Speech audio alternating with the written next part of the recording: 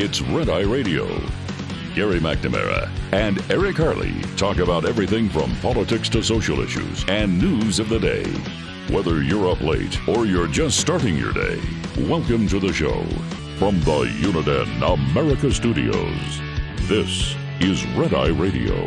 Hello and welcome. He is Gary McNamara. I'm Eric Harley. Welcome to the final Monday of August. Gary? Hi, I'm ready to go. All right, let's go. First off, What? some of our great listeners said, don't forget to talk about the Mamdani thing and the bench pressing. Well, I was going to bring it up anyway because a great friend of the show's, Yeah. the stand-up comedian Steve Byrne. Yeah, we love Steve. We love Steve. He's wonderful. Had that series on TBS a few years ago. Yeah, Sullivan and Son. Yeah. Sullivan and Son. Great show. Very funny Yeah. show. And so there's a picture of Mamdani trying to bench press. Yeah. And Steve wrote on Facebook, Zohran Mamdani exemplified socialism while bench pressing. He only gave 50% and needed someone else to provide the other 50%. I love that.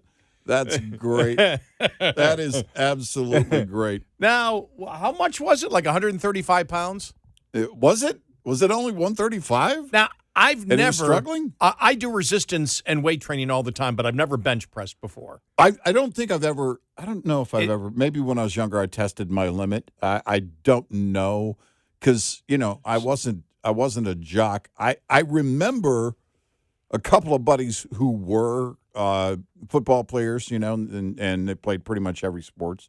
And they, at the one school, the school I graduated from a couple hours away from here, I do remember the first year that I got there, they were all into, well, this guy can bench press this, and TJ can bench press this, and it's like, Clay's out there bench pressing his pickup truck in the parking lot, and I'm like, okay, I'm good if I can support myself while I'm getting up, skinny 138 pounds. I'm looking not to limp. Yeah, exactly.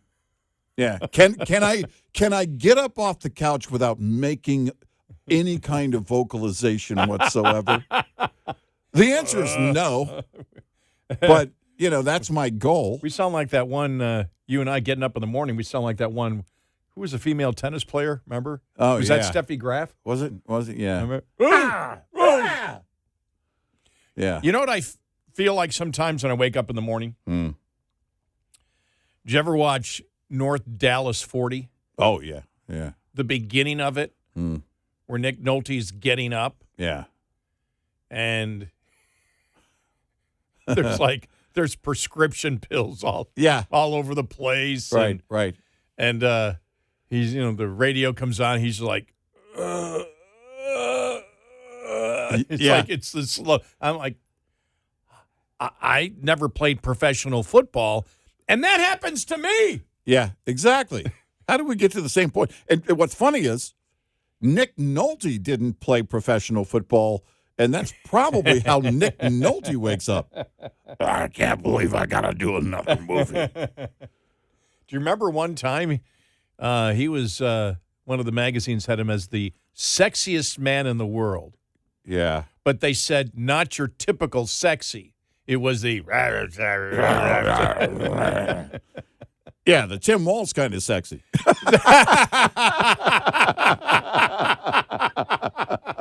But I'm assuming that even today I probably could lift bench press 135 pounds. That's not a lot, is it?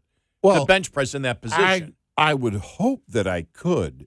Yeah. If it turns out that I can't, then there's going to be even more disappointment in myself than I normally have. Okay. I would think that I could. Yeah. I weigh I hover right around 200 pounds, and I think I can do that. I lift a lot of things. Yeah, I work out on the weights 3 times a week, but I just never bench. That's not part of the. I do push-ups. I didn't want to bring that up with the whole push-up challenge last week. Yeah. I do push-ups. They work better for me. Why didn't you mention that when we brought it up? I don't know. Because I didn't want to get in the contest. Because you can't do as many push-ups as Robert Kennedy Jr.? Well, is that what you're telling me here? Get out of the studio! I also don't pose with dead bears or put dead whale heads on my car, but, you know. Or did you see he was questioned, why are you working out in your jeans? No, it's like every video. Remember when he was still in the race, when he was still running, he would have these videos where he'd go to the one video was like an outdoor workout park. Do they still have those? I thought that was the 80s thing in LA, but it was an outside area and people were working out. It may have been a prison, but they were working out, and he was in his jeans, and I thought, well, did the photo op just come about? It's like, he's driving by going, hey, those guys are working out, and he had to, pull over and run over there and take his shirt off. I don't know how it works. Oh, wait a minute. Is that why? Is the Mamdani thing the reason why Marjorie Taylor Greene put out that video of her running with the medicine ball, the big medicine and ball, then living and says, "I'm 51 and I'm working." It's just like, stop it. Yeah, God, It's. Do we need to do that? I don't want to. I don't need to have other people see me working out. And by the way, I've cut open 4 medicine balls. There is no medicine inside them. None. It's a lie. Now, occasionally I will show. I think I did it once this year where I was at the driving range. Yeah. Remember when I hit the driver? But what I did was I used the AI. Oh, was it for the sound or for the the tracer? But it was the tracer, which is basically when I hit the ball, a rocket appears. But the rocket followed where the ball went. But right. it was like But the sound was real though. Oh yeah, the sound was real. Was a pretty good sound. Oh yeah. Didn't somebody like question you about that, saying, was that sound real? Because the sound was a pretty good sound. I mean, it was a good golf swing. Yeah, the sound. The phone picks it. The phone picks that kind of stuff up. Yeah, because and the thing is too, it depends on the driver that you're hitting. I don't actually have a loud driver. There are some drivers where you hit them, it's like bam. But I'm telling you, this is today. Mm-hmm. I'm viewing today as the last day of summer in Texas. Yeah, because we're going to be in the at mid to upper 90s, and then temperatures are going to just start dropping now. Yep. And so the driving range starts this week. Yeah. And next week I actually plan to golf, and I'm just looking forward to because I'm really hitting the ball well. But I've been working out, like I said, I've been working out like crazy, swimming, riding the bike, and doing the weights. But I do that not so I can compete with Mamdani. I want to make this clear. Yeah. I do it just so I can golf. Yeah. Or maybe I should do that. What do you think? What's that? What do you think if I take do what whatchamacallit did? Come out of the shower, with my top, like Geraldo did with my top off. Yeah, I wouldn't do that. I would vote no. My vote is no. Maybe I could pick up some chicks by doing that. I doubt it. Maybe some chicks. I doubt it. Wow. There might be a few guys out there, but I just turned an Alan. Yeah, just shaking his head. No, I don't think so, man. No, don't do that. I come out of the shower, I still have a shirt on. It's like this. I can't convince myself to get fully unclothed. It's like, no, nobody needs to see this, including me. All right, everybody over to Eric's house for a wet T-shirt contest. Yeah, well, that's it. The only thing is, it's men. Yeah. And everybody our age, it's like, dude, no wet T-shirt. I think you need the man's ear. Yeah. No, that's the whole thing. The bro. It's not pretty when I have clothes on. It's like it just gets worse. If we were rock stars at our age, that'd be a song that we would do. What's that? We're not pretty anymore. Yeah. Well, we really weren't ever pretty, but probably rock star, ever. Yeah. We're no longer pretty.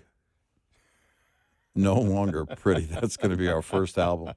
No longer pretty. Oh man. Yeah. Oh, what a weekend though! Lots of different stories out there. Yeah.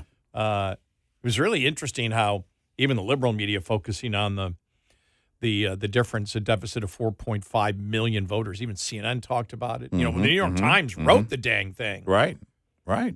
No, they're greatly concerned. I don't know what the plan will be to get voters back. David Hogg talked about it. His concern was people in his age group, and I think at some point he specifically said males 18 to 29, that aren't showing up for the Democratic Party anymore. And there could be a number of things going on there. Trump just has that appeal. I would love to know for the group of men in that age group that decided to vote for him that had never voted GOP. Man, if Frank Luntz or somebody could get that group into a room, I'd love to hear them talk. Just do a 1-hour podcast for, what was it? What was the appeal? I think part of it is his persona. If you think about it, what are young men looking for?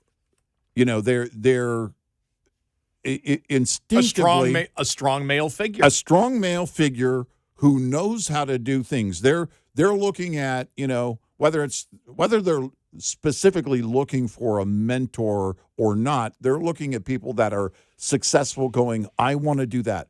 I want to be like that. I want to come into a room and then have everybody, either recognize me or understand that I'm capable of doing these things. I believe that is the case. And I wonder how much of that dynamic, I have to believe to some extent, I can't measure it, but I do wonder to what extent that dynamic was in place for 18 to 30, 35-year-old men. Because if it's not happening in your home, I mean, if you, even if it is, you go back to the Rich Dad, Poor Dad. When he talks about his rich dad, his friend's father, actually, who taught him a lot about real estate and that thing, and then his dad, and we all kind of look at, okay, where are the models in business and in life that I want to follow? What kind of plan, whose plan do I want to adhere to be successful? A lot of young men look for that. And they're, I think it's there are very good reasons to see that kind of appeal. It's very unique in Donald Trump because of his success leading up to becoming president and then, of course, becoming president. And now I would say, my gosh, if there's ever a case for a third term, I know it's not going to happen. But the fact that what he has done diplomatically, I don't know how much of this appeals to the 18 to 30-year-old male, but diplomatically, right now, he's on par to just absolutely crush it. So far, he has been. Well, you know something, though, when you look at, when you see the position that he's in right now and everything that happened to him over the last couple of years, he has come out, he's extremely blunt. Mm-hmm. He comes off as what do you call it? What do you call the male? The alpha? Alpha male. Mm-hmm. Now, if he did it when he was 30, it might not be authentic. Right. It might not be viewed as genuine. Right. Could be ego or something. Right. Yeah. But when you do it at that particular age, this is why it's really incredible that the Democrats, you've got Democrats out there, we don't think he really has it all together. It's like, you need to stop that because you look like an idiot. Right. Because even young people look at that and say, no, we all know, you and I have talked about it before, that, we'll be out somewhere. I know me and the golf course, and I'm like, come on, they team me up with these old codgers. I wish they'd get moving. Come on, Yeah. I want to play in 4 hours. Yeah. This isn't like a week-long thing. We're not going to be here overnight. For God's sakes, move it. Yeah. And it's I'm thinking that in my mind. Right. All of a sudden, you hear one of the guys say, well, when I turn 65 in 6 years and retire, oh, my God, I'm a decade older than these people? Yeah. Are you kidding me? So, but the thing is, we look at age, and, you look at age and you see somebody like Trump, and when you say he's near 80, nobody's going to believe you. Right. If you didn't know who he was and you went through a day with him, what he does during the day, you would never know that he was close to 80 years of age. You would never guess that. You might say, 65 to 70, something like that. Because, of course, we all age well, except for me, we all age in some kind of way. Remember the TV show The Immortal? I'm going to try to do that. Right. And then everybody will be chasing me for my blood. Good luck. I'm going for a goal that nobody's ever done before. Yeah. Why aim low? Right. I'm going to aim high. I'm going to live forever. There's that tech billionaire who's trying to do it, and he takes like 9,000 supplements a day or something crazy, and he's doing all these things. And it's like, look, trying to live a long, happy life is one thing. Thinking you're going to live forever is arrogance. I forgot who the guy was. Remember, he was a total exercise nut and everything else, and he ended up keeling over at 53 or something. Well, Jim Fitz was the runner who did, but he was morbidly obese up until he became a runner, and they think that his formative years. Well, I forgot. I don't know if it was that or somebody else. I don't know, but again, the memes were out there, and it said, see, and there's Keith Richards. It's like no, that's it. I look at Keith Richards and Clint Eastwood. Clint Eastwood's son said he has the same thing for breakfast every morning, and it's like. It's salmon, and he's eating all these things. It's like he doesn't eat any junk whatsoever. Nothing. He's not eating processed foods. He's doing this, and look, he's lived a very, very long and very productive life. And my wife's grandfather, 93 years old. Ate hot dogs and butter every day. He lived in 93. Exactly. Yeah. Yeah. Seriously, it was crazy. But my dad at 99. I mean, they were never. Yeah. I mean, it was meat, potatoes. I mean, vegetables, all that. But it wasn't like he was on some type of health kick his entire life. Yeah. But, my dad was a runner, for a long time. But he's at 92, still hanging around, fighting every day, and. Doing well so far. 866-90-RED-EYE. This report is brought to you by Shell Rotella. With advanced synthetic technology, is designed to help keep your rig running with more mileage and less maintenance. Keep your engine humming in the heat this summer by keeping up with preventive maintenance. Think your PM is complete after your oil is changed? Think again. There's grease, transmission fluids, and gear oil to consider too. Grease, for example, is made of oil, thickener, and additives. It provides rust protection by preventing water spray-off and wash-off on equipment like the universal joint, fifth wheel, and clutch throwout bearings. It also helps protect major greasing points like tie rod ends, spring pin bushings, kingpin, and the chassis. Today's synthetic oils means more miles between engine oil changes, but greasing intervals aren't growing at the same pace. Your fifth wheel, for example, needs to be greased every 15,000 miles or monthly. We'll be right back with more Red Eye Radio with Eric Harley and Gary McNamara.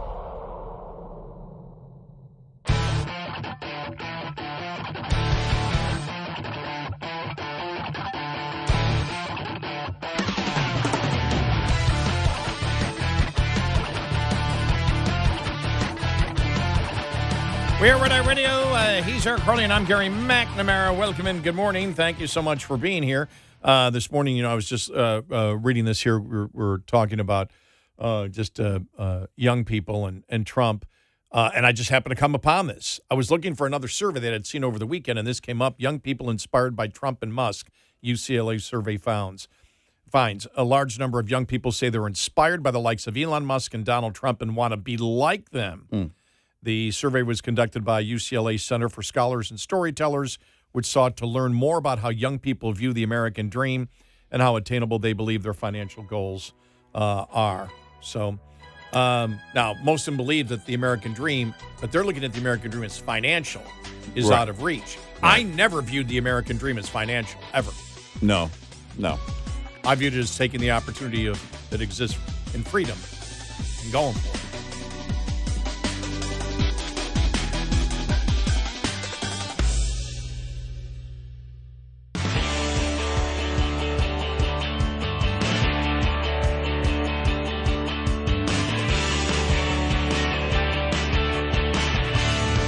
You're listening to Red Eye Radio from the Uniden America Studios.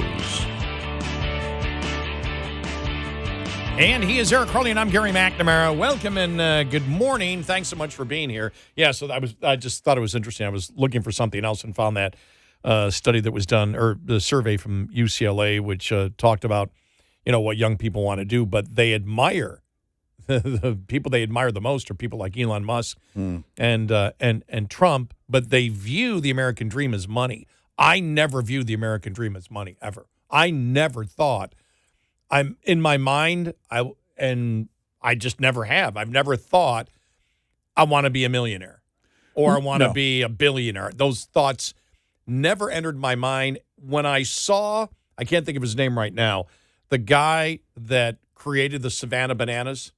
Yeah. When I saw him talking, when I saw some of the interviews, because I really didn't, I don't pay as much attention to sports as I used to pay attention to. So I had heard the Savannah Bananas, and I went, okay, they're sort of like the Harlem Globetrotters, but I actually wasn't really paying attention. And when I saw it was on YouTube, and when I saw an analysis of what he does and him being interviewed, Jesse Cole is his Jesse name. Cole. I went, that's me. Yeah. That's, no, I'm not in baseball, Mm-hmm. but he doesn't want to talk about money at all. He goes, none of it's been about money. Right. He said, well, what's your goal? I mean, how many hundreds of I don't care what the league's worth. What would you sell it for? I'm not going to sell it. Right. Well, what's your goal? Right. To get 1 billion fans. Yeah. That's what I want. Right. And if I get 1 billion fans, then I want to do things the way I want to do it and get 1 billion fans doing it. Yep. I'm like, well, that's it. I went, wow, all right.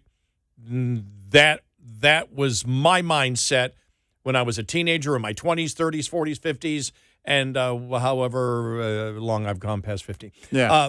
That was and beyond. But my only goal was to be able to get to do something the way I wanted to do it.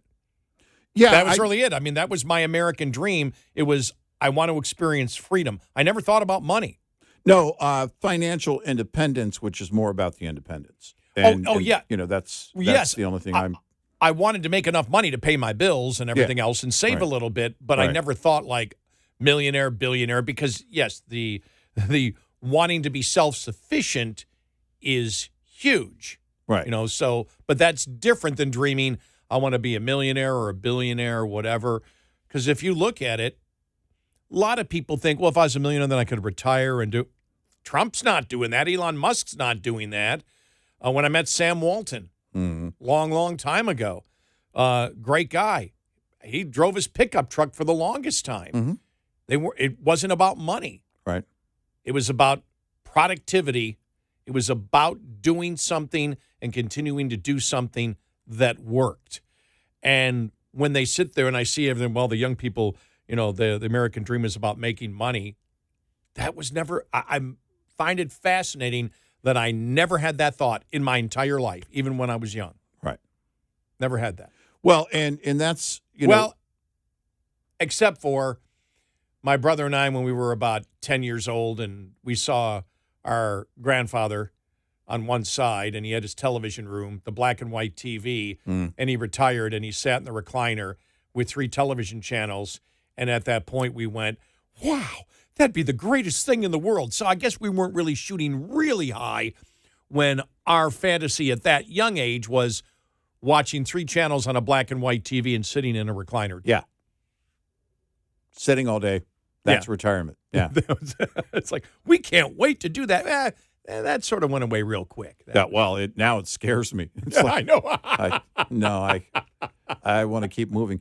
But it's I think if you look at that demographic, it would be fair to say the 18 to 29, 18 to 30, 18 to 35 male, that's looking at these individuals and probably a number of others. There's a lot of things going on there with the whole rise of Bitcoin and the fact that the Bitcoin rise and crypto rise created so many billionaires, just boom. But also there is something I think that is realistic, a takeaway that is realistic if you focus on it and in your mind you remain realistic. That's what you have to do in terms of your expectations. And that is the vast opportunities that now exist, as opposed to back in the day when your grandfather had 3 channels and a black and white TV, and we would get our news once a day because that's all you needed. And then you only, you couldn't get anything delivered. Or if you did, allow 4 to 6 weeks. Not available in Hawaii or Puerto Rico. And, you had to order from a catalog. Shipped to you from Battle Creek, Michigan. Right. If you want it there by Christmas, ordered by August 1st, that thing. And so now in today's world, there are ways that you can participate in the gig economy. Now, very few, if any, of them are getting wealthy. That's not the point. The point is there are so many ways. If you compound those those opportunities, there are people that are, increasing their income by, let's just say, $1,000 a week. Actually, I happen to know it's more for a couple of people that I know. They've increased their income $2,500 a week. Now, they're working very hard at it. It's not easy. It's not happening automatically. They're putting in the hours. But that's a lot of money compared to, where the opportunities that you may have had back in our time. Our opportunities, we talk about it, is when the guy would, you and I both worked manufacturing. And when my time in manufacturing, it was a second job. I was in radio, but I was also working manufacturing. Right. So when they came to us and said overtime, we were like, yeah, that was the opportunity is to work more hours because the rate of pay was going to go up. Those types of things, again, if you're realistic about, what is out there, what's available to you, and also what roles you can fit into, I think that is something that is a positive takeaway from people like an Elon Musk or a Donald Trump.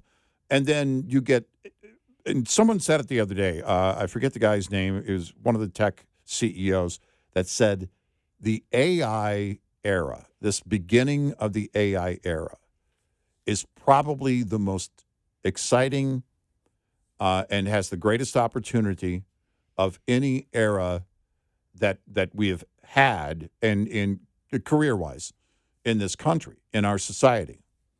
And I think that is the case. Anytime we go from kind of a mild plateau of where we were with technology and computers and everything else, not that things didn't accelerate over the years, but not a huge, massive expansion in technology, to something like this. I mean, you look at the advent of the smartphone, that was a big part of it. There was a huge wealth expansion there, but also an expansion. That wealth expansion also was part of creating efficiencies and vice versa. Then you look at AI and what the expansion through AI might be. And it's interesting to see, Rick Beato on YouTube, great follow on YouTube, very knowledgeable about and a teacher of music and very knowledgeable about music and music theory and everything else. Beato. Follow that guy on YouTube. He's very, very knowledgeable and very interesting videos.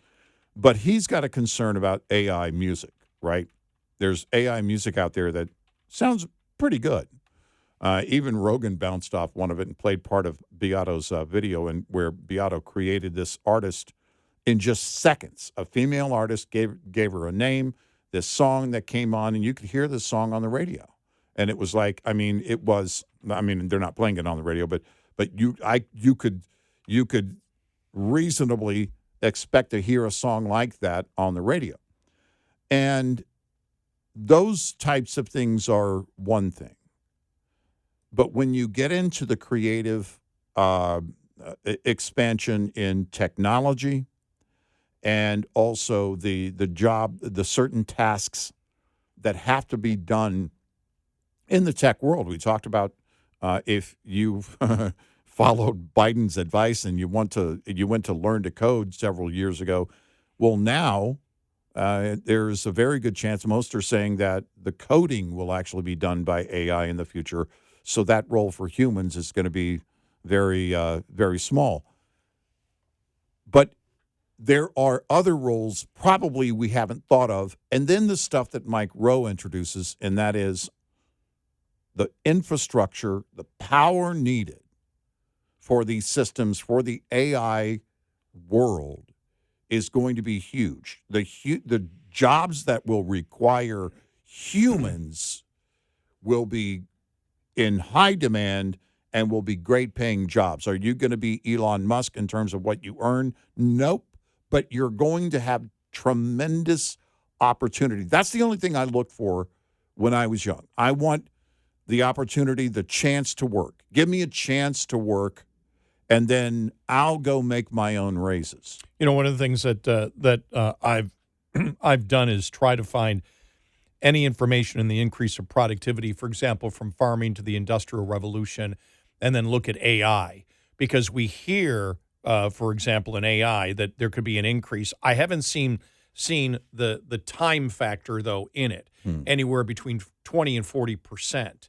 Now, I don't know what that means because I haven't seen somebody say, okay, is it a 10-year period? What does that mean? You know, but we believe there's going to be a tremendous increase in efficiency and productivity in the workplace. But there's going to be a tremendous evolution of jobs. There's going to be. I see people all the time being negative. You know, we always go back to when Obama said, well, you know, it's the automatic teller. It's a drive-up teller. That's what's killing all the jobs. And it was like, what the hell are you talking about? Yeah. You know, the smartest man in the room was completely clueless. But when you look back, for example, and you see, because you think about it, the productivity growth, the technical innovation to go from what farming used to be to what farming became, where you had, 97, probably 98% of the planet were farmers. And 100 years later, probably was down to, 15, 20%. And now, with the modern technology that we have, it's probably less than 3%. Right. Unbelievable growth. And you looked at it, I was looking, for example, doing some research on it. Labor productivity growth, for example, in England. Labor productivity growth averaged 0.78% per year between 1780 and 1860. That's a 100% increase in productivity in roughly 80 years. That's a huge increase. Wow. Technological innovation's share of that productivity increase, 87%. And they say it's very tough to look at it. You can look at certain industries. They look, for example, at British cotton textiles that increased 22-fold productivity between 1770 and 1869. That's a 100-year period. 22 times. That's what? That 2,200%. And so when you look at, I don't know. I don't think anybody knows what AI is going to do when it comes to efficiency and productivity. I don't know if it will be that great over a 100-year period or not. But we haven't run out of jobs. Right. Well, and that was, I was told that back in 1970. By the time we get to 1999, oh my God, that seemed like so far away, that you'll be working 3-day work weeks. Right. Never happened, did it? No. Never happened. No. Never came close to happening. Right. Well, it's like the futurists are wrong on everything, from climate to ice on the polar caps, to trying to figure out what's going to happen with productivity in a society. Right. Well, we lose focus on the stuff we take for granted. Like the tangible items that we need every day: clothing, food, shelter, those kind of things, vehicles, and everything else. Those items still have to be made and moved and maintained and everything else. So humans are going to have to be involved. 866-90 Red Eye. Coming up, more with Gary McNamara and Eric Harley. It's Red Eye Radio.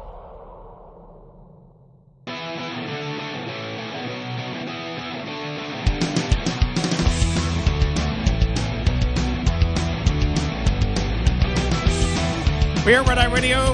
He's our Carly, and I'm Gary McNamara. You know what I found interesting is that previous to 1600, when really the Industrial Revolution, when inventions and everything really came to the forefront, but prior to 1600, the productivity increase per year, 0.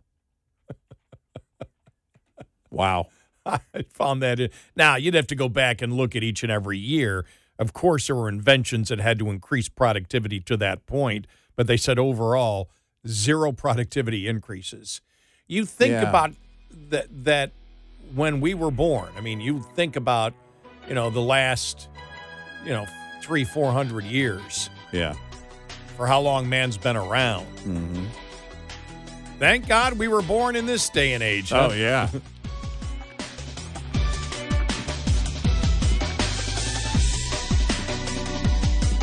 Top of the Hour News is brought to you by House Products.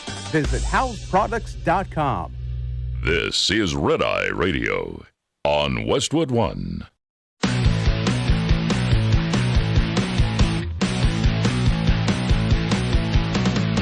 Now, it's Red Eye Radio. Gary McNamara and Eric Harley talk about everything from politics to social issues and news of the day. Whether you're up late or you're just starting your day, welcome to the show. From the Uniden America Studios, this is Red Eye Radio.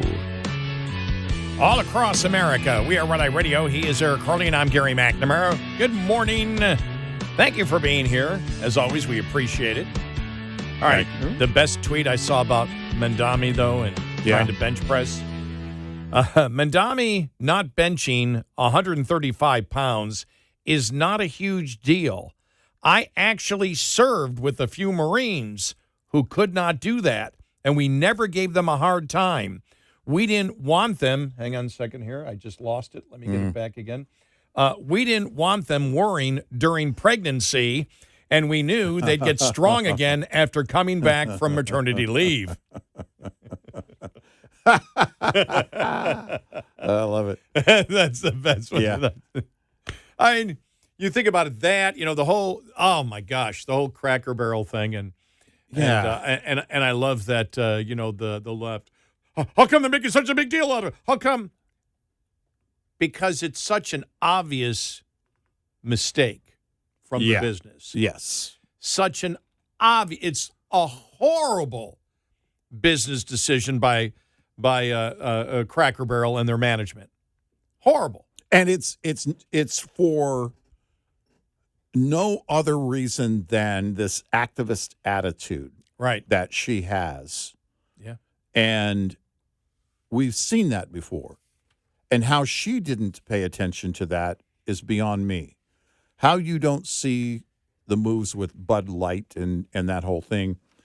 While she didn't come out, the Cracker Barrel CEO didn't come out and berate their customers like the one marketing person Genius. for Bud Light. genius for Bud Light. It still had that same tone to it. When you say, oh, well, we haven't updated our menu in ages and all this. Hold on a second. The one thing in the restaurant business you have to know, I know people in the restaurant business, and they're pretty good at it. You have to know what you are. You have to know what you're trying to be, right? And if you're talking about introducing a new menu item or something or seasonal, that's one thing. But the core of Cracker Barrel has been home cooking. Mm-hmm. That's the idea. You want it to taste like, one of your relatives went in the kitchen. Not Uncle Larry, by the way. Don't send Uncle Larry to the kitchen. But your grandmother or somebody went to the kitchen and cooked up a great meal for you. That's the idea. Not really a tough business model. You keep the food fresh. You keep the customers happy. And you have a certain tone about the business, when you go in. And it's very popular from my experience. You show up, if you show up at dinner time, there's people outside on the porch in rocking chairs waiting to get in. Well, and then when you go in, all these knickknacks and stuff. I mean, I love that. You walk around love and that. everything. You can shop while you're waiting for your table. What it reminds me of, Cracker Barrel. Oh, and it's funny because the left, white supremacy. It's like, really? Oh, come on. You know how I viewed Cracker Barrel? I viewed it as, to me, it always had an autumn feel to it. With the rocking chairs and the wood and just the way that it was almost like you were going to eat in a log cabin. Right. Yeah. That's how I always viewed it. Right. And then, walking, I can still remember. Not a Ted Kaczynski type of log cabin, but a warm, welcoming, not makeshift log cabin. Right. Yeah. It was rustic America. Yeah. And it's funny because there is one that I pass whenever I'm going to the airport in Buffalo. And it's in a place where there's all these modern, all these modern hotels and everything else. And boy, does that stick out. Yeah. It's like, whoa, Cracker Barrel. I'm like, okay. Well, I remember I actually thought, I go, no, they can't change. This is what.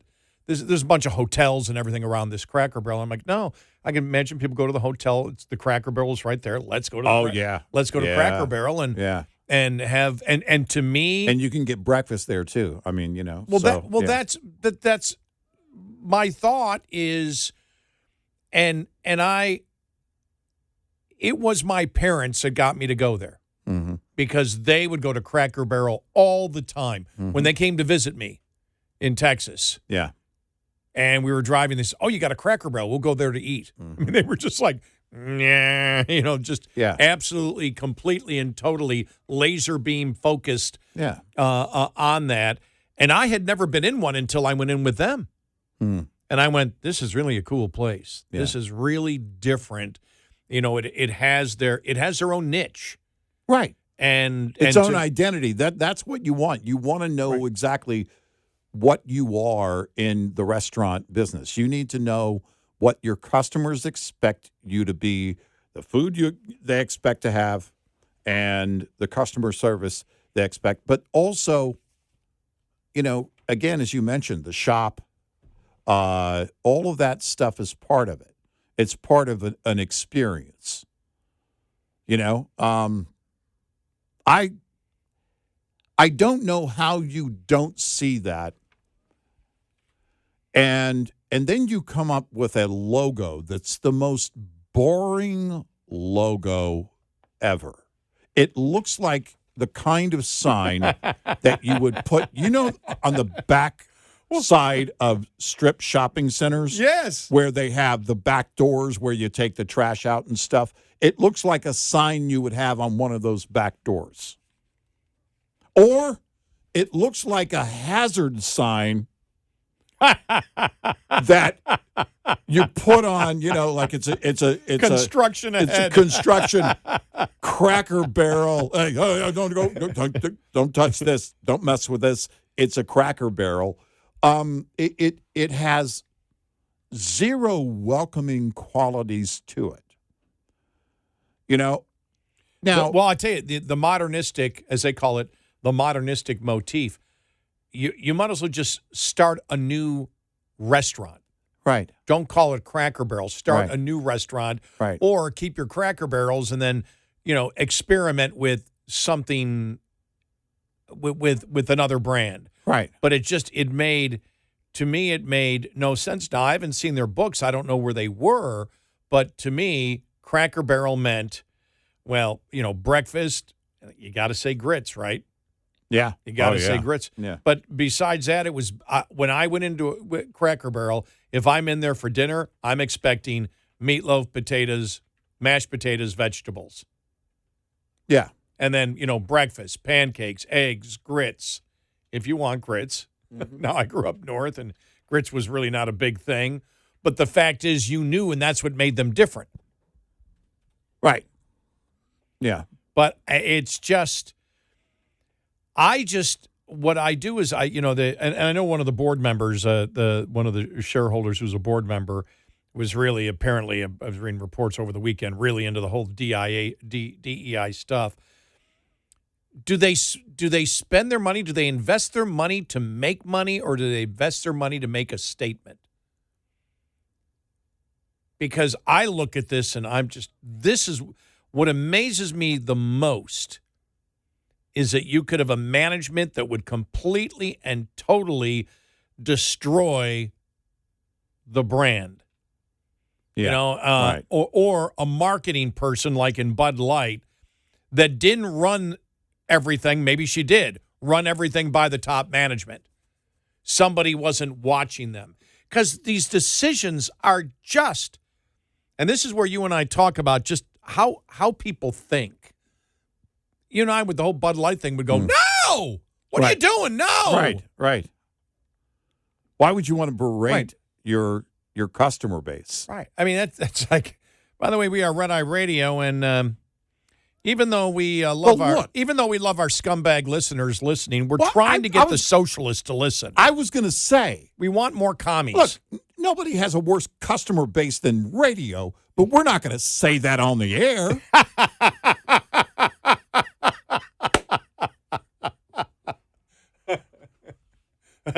We hate you. Stop listening. All communists are invited to come aboard. We're just here to entertain ourselves. Right. You don't really matter. Right. We're the station that cares. That's a smart marketing philosophy. Exactly. There, if I ever heard no, one. I mean, imagine that. You know? I know. Hey, we don't care if you listen or not. And it's this weird social media approach to business. Now, did a quick search, and according to Google AI, the net earnings for Cracker Barrel had dropped significantly, they said, due to operational challenges. All right. What does that mean? Because the overall revenue actually increased, the $3.5 billion, which was a slight increase from fiscal 2023. This is, by the way, this goes back to 24. But again, what are those operational challenges? Is it the expense for DEI? Well, cost? Is it cost for food, cost for labor? Mm-hmm. Those types of things that you look at. But is it? If your earnings are there, I'm assuming food inflation over the last 4 years affected them. If your revenue was up and your earnings were down, your net earnings were way down, then again, is that a problem in your customer base? Are the same sales, same store sales year over year? What do those look like and everything else? But is it that the brand is aging? Brands do age out. JCPenney's, Sears, Kmart, Oldsmobile. There are brands that don't last forever. And sometimes there is a change in the customer base that happens for reasons outside of your business model. But this approach, this activist approach, when you come in to fix things, you shouldn't start with this activist tone, in my opinion. I've never run a company as big as Cracker Barrel, but it should be more of a welcoming type approach. I think there are a lot of things that are going on right now in the restaurant business. People are finding, in fact, I saw a couple of articles last week. Right now, people are cooking more at home. They're preparing meals at home, preparing meals for the week. We do a lot of that. In fact, my wife was cooking a lot. She cooked all day on Sunday, and we have meals, ready to go for the week, for a few days at least. And I'm at that point, I don't really like eating in a restaurant unless I have to. I don't carry my meals with me. And when I'm traveling, obviously you have to eat in restaurants. Yeah, I hardly ever eat out at restaurants. Yeah, so maybe And I'm not kidding. 3-4 times a year. Yeah. Except when I'm visiting my father, and it's impossible. Right. If not you're to. traveling, Right. And we travel a lot right now to visit Right. our parents, and so it's not practical. Even though we do carry a lot of, in fact, ready to cook meals for my mom and dad's freezer, and we take we put those there. But those articles focusing on how people are changing in terms of the restaurant business and the fact that it is very expensive. McDonald's, one article last week that said McDonald's is lowering their combo meal prices because in some areas the Big Mac meal had reached $18. Sorry. There's no way I'm paying $18 for a Big Mac meal. It's not going to happen. I'd rather, honestly, quite rather go hungry and do a little bit of fasting. Well, we're going to cut it 20%, 14. Well, I mean, seriously, seriously. I remember, I don't know, this goes back a couple of years. I went to a place, ordered 3 soft tacos and a drink, and it was $13. Wow. I was like, no. No.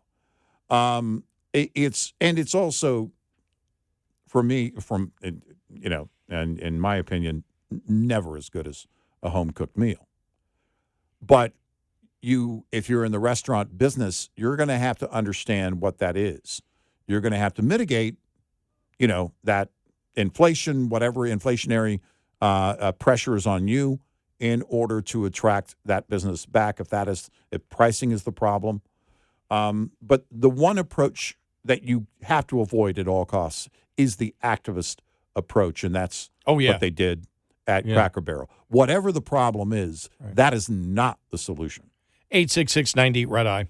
Brought to you by FPPF, Fuel Power Max. Leased owner-operators should be aware of 4 common revenue myths, lest you fall into the trap of mistaking revenue for profit. Myth 1, concentrate on increasing revenue because costs will take care of themselves. This is not true, as costs are fundamental to the profit equation and the area where owners exert the most control to improve. Myth 2, more revenue per mile is the answer to all problems. Though carrier pay packages differ in structure, revenue per mile really doesn't change much from company to company. But there can be a big difference in miles, overall gross revenue, reimbursements, and fees. Myth 3, all you have to do to be successful is run a lot of miles. In reality, revenue is only half of the profit equation. Costs are the other half. It's possible to generate a lot of revenue, yet spend $1.10 to make every dollar. Myth 4, you can tell how well you're doing by the size of your settlement check. The settlement check is only a part of the success picture. Miles driven, loads hauled, conditions, mechanical problems, time off, and especially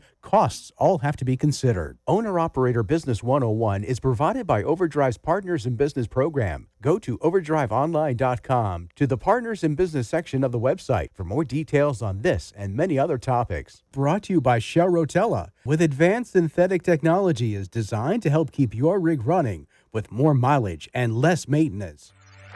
Lines open for your calls. 866-90-RED-EYE on Red Eye Radio.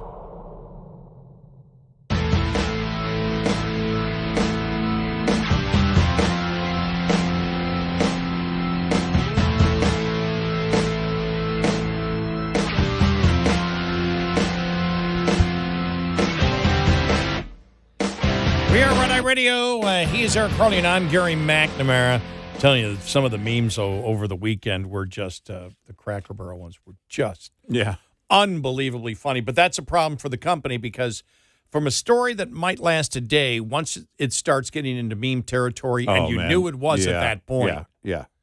Well, and you're creating a morale issue, too, with the people that are in charge of being the face of your company, and those are the servers and the people that work at these restaurants. When that starts to happen and people come in and they may have a, whether they're joking or not, or just have a defensive tone about them, if people are still coming in, that's what you hope for. But if they come in and they've got an issue with, what's going on, then, of course, the servers and the managers and the workers there at the restaurant, they're the ones that hear about it. They're the face of the company to all of those local patrons, and you just created a huge morale issue for them. It's which is totally unnecessary because you could not get away from it this weekend. Yeah, just right. the memes It was everywhere. The memes itself with the sign. Right. Oh man, I'm telling you. Yeah. Yeah. I remember there was one with Hillary in the barrel, but I forgot what that one said. But yeah, I mean, I probably got sent 100 of them over the weekend. Right.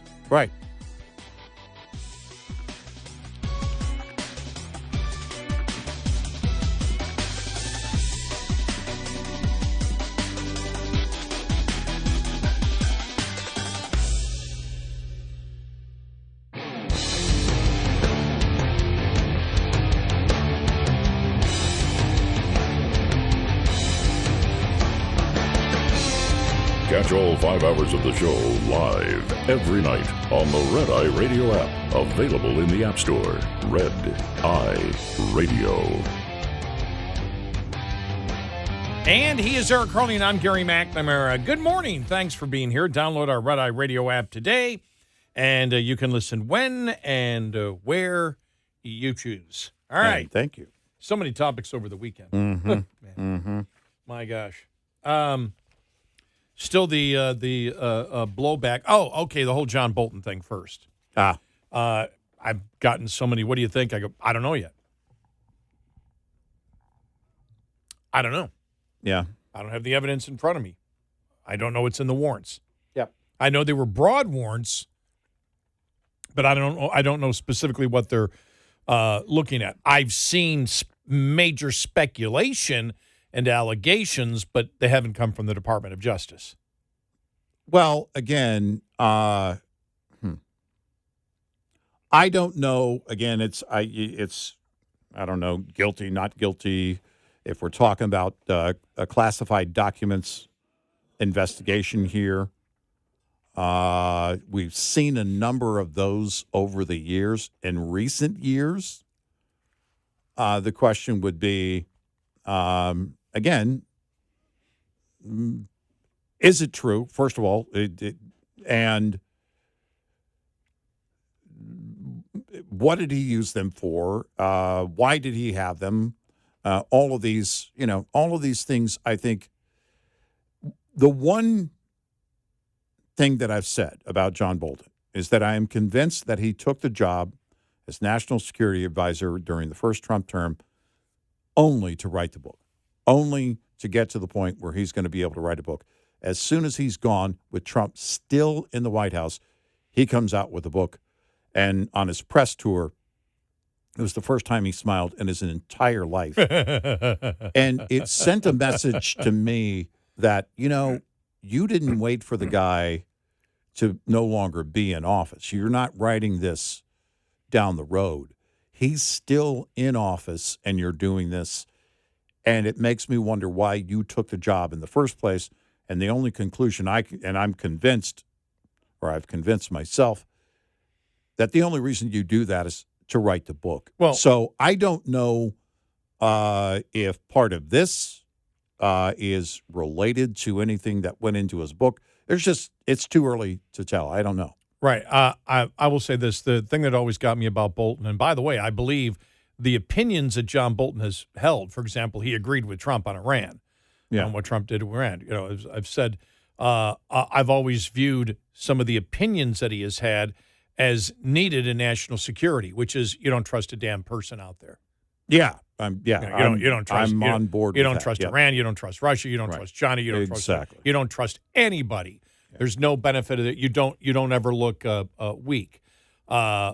Whatsoever. I think that voice is needed. That voice isn't always right, but that voice is needed.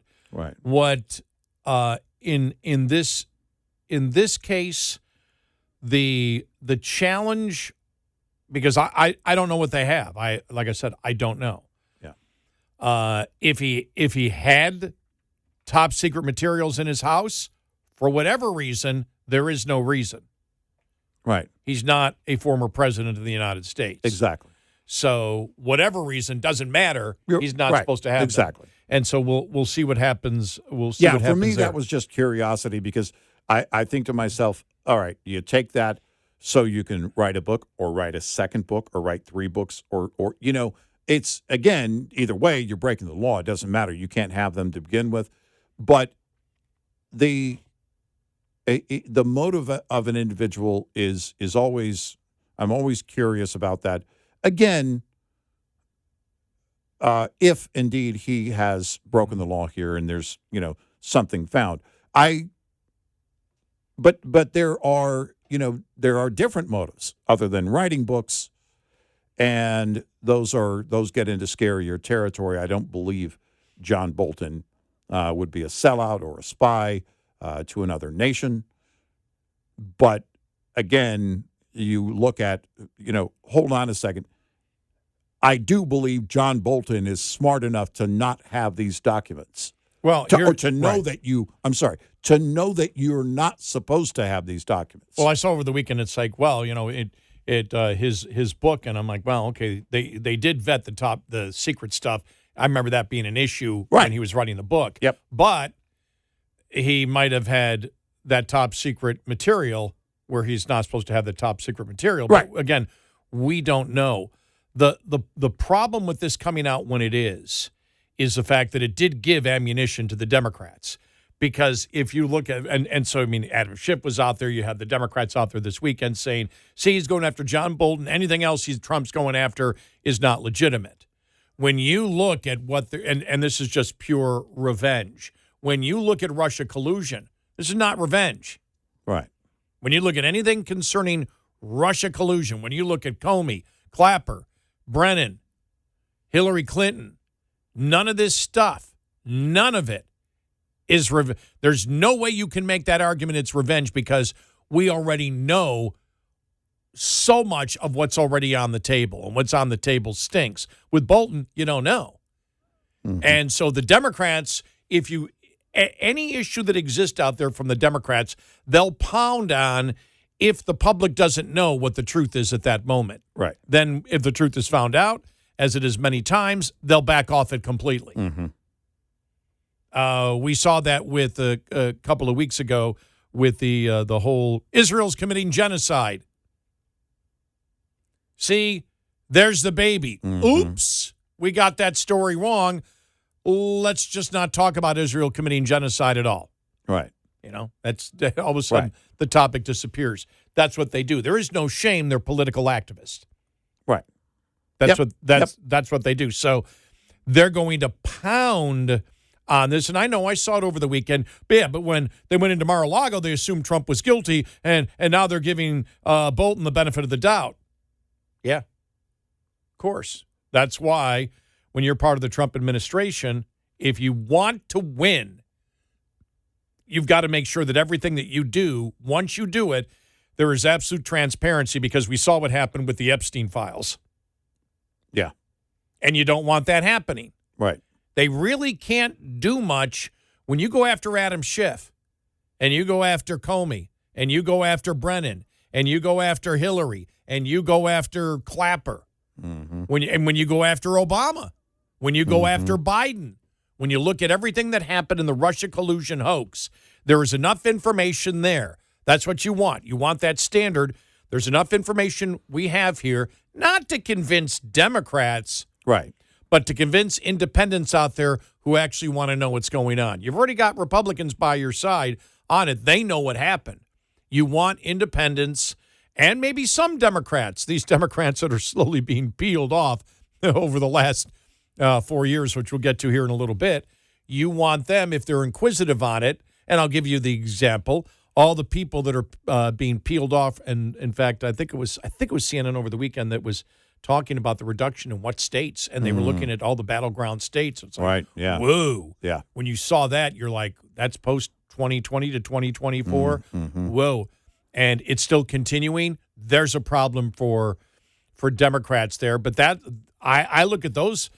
I look at that. If you want the example of who I look at, it would be Michael Rappaport. And I say Michael Rappaport, the comedian actor, because you cannot find anyone who is more furious at Democrats than a Democrat who was actually looking for the truth and bought into all the lies all the years and then found out they were using him. He felt they were using him, I'm sure as a celebrity, to promote the rage against Trump. And then he found out they've been lying to me. Yeah. And so, that's what you're looking for to convince. So anything the Trump administration does, if there's any wiggle room, that's where the Democrats will attack. Yeah.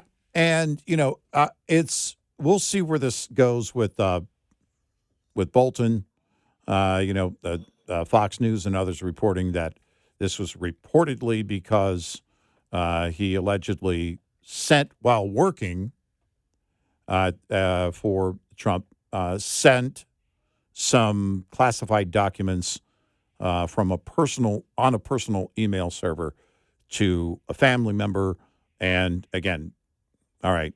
So now, then it's can't not do just, that. Yes. It's not just possession of them; it's transporting them and via email, and also sharing them with someone else. Yeah, with the family member, somebody who also doesn't have it. Right. Right. Exactly. And so we'll see where all of that goes. The thing is, though, how incredible if that is true, for somebody of his expertise to do something like that, it's frankly for someone who has promoted absolute,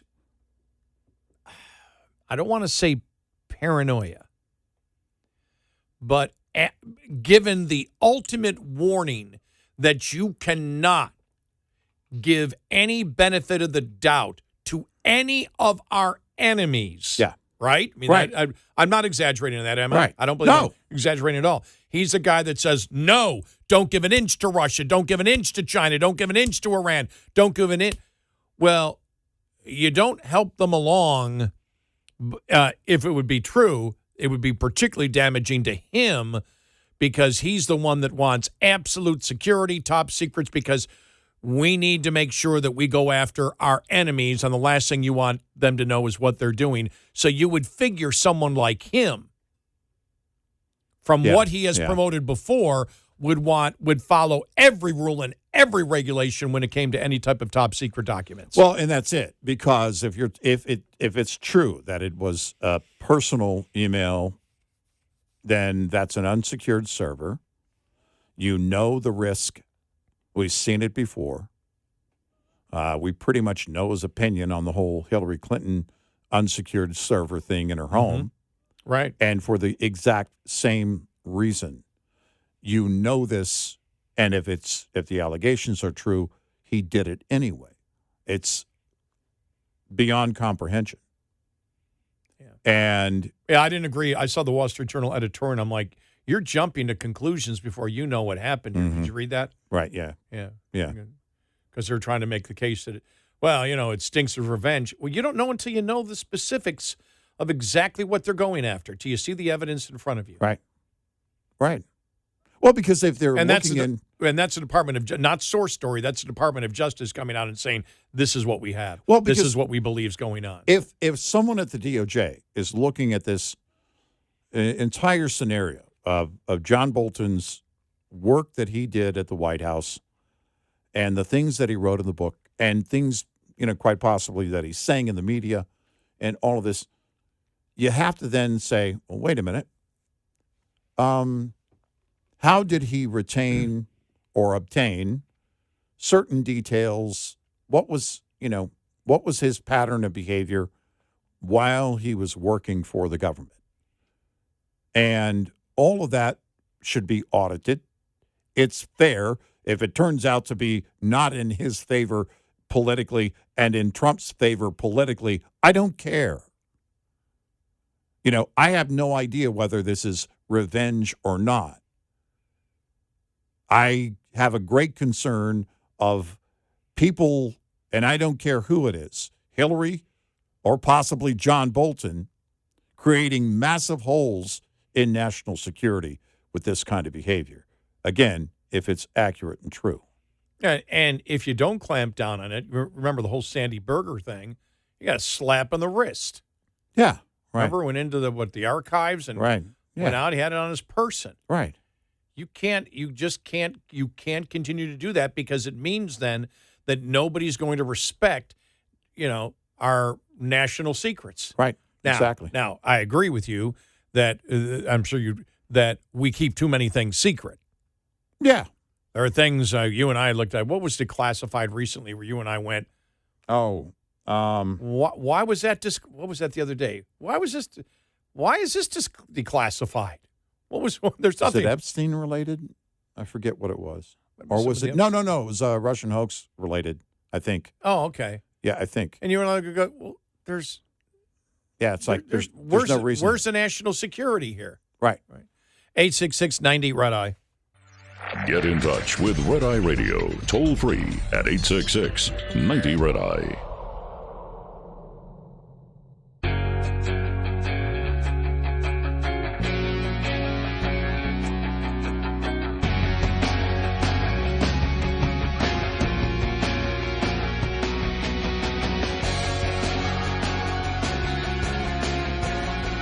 It is Red Eye Radio. He's Eric Harley, and I'm Gary McNamara. Welcome and good morning. Thank you so much for being here. All right, it was a big story over the weekend. The media all covering Democrats are losing voters, and they continue to lose voters year after year after year after year after year. And the liberal media is covering it. Yeah. And also something else here was what it was. It was just so funny. I saw it the other day. Oh, National Review had it. Oh, my gosh. It was on, basically, when are Democrats going to learn? Oh, there's Democrats still haven't figured out the Trump formula. And one sentence in there is absolutely hilarious, but it's true. Yep. Coming up.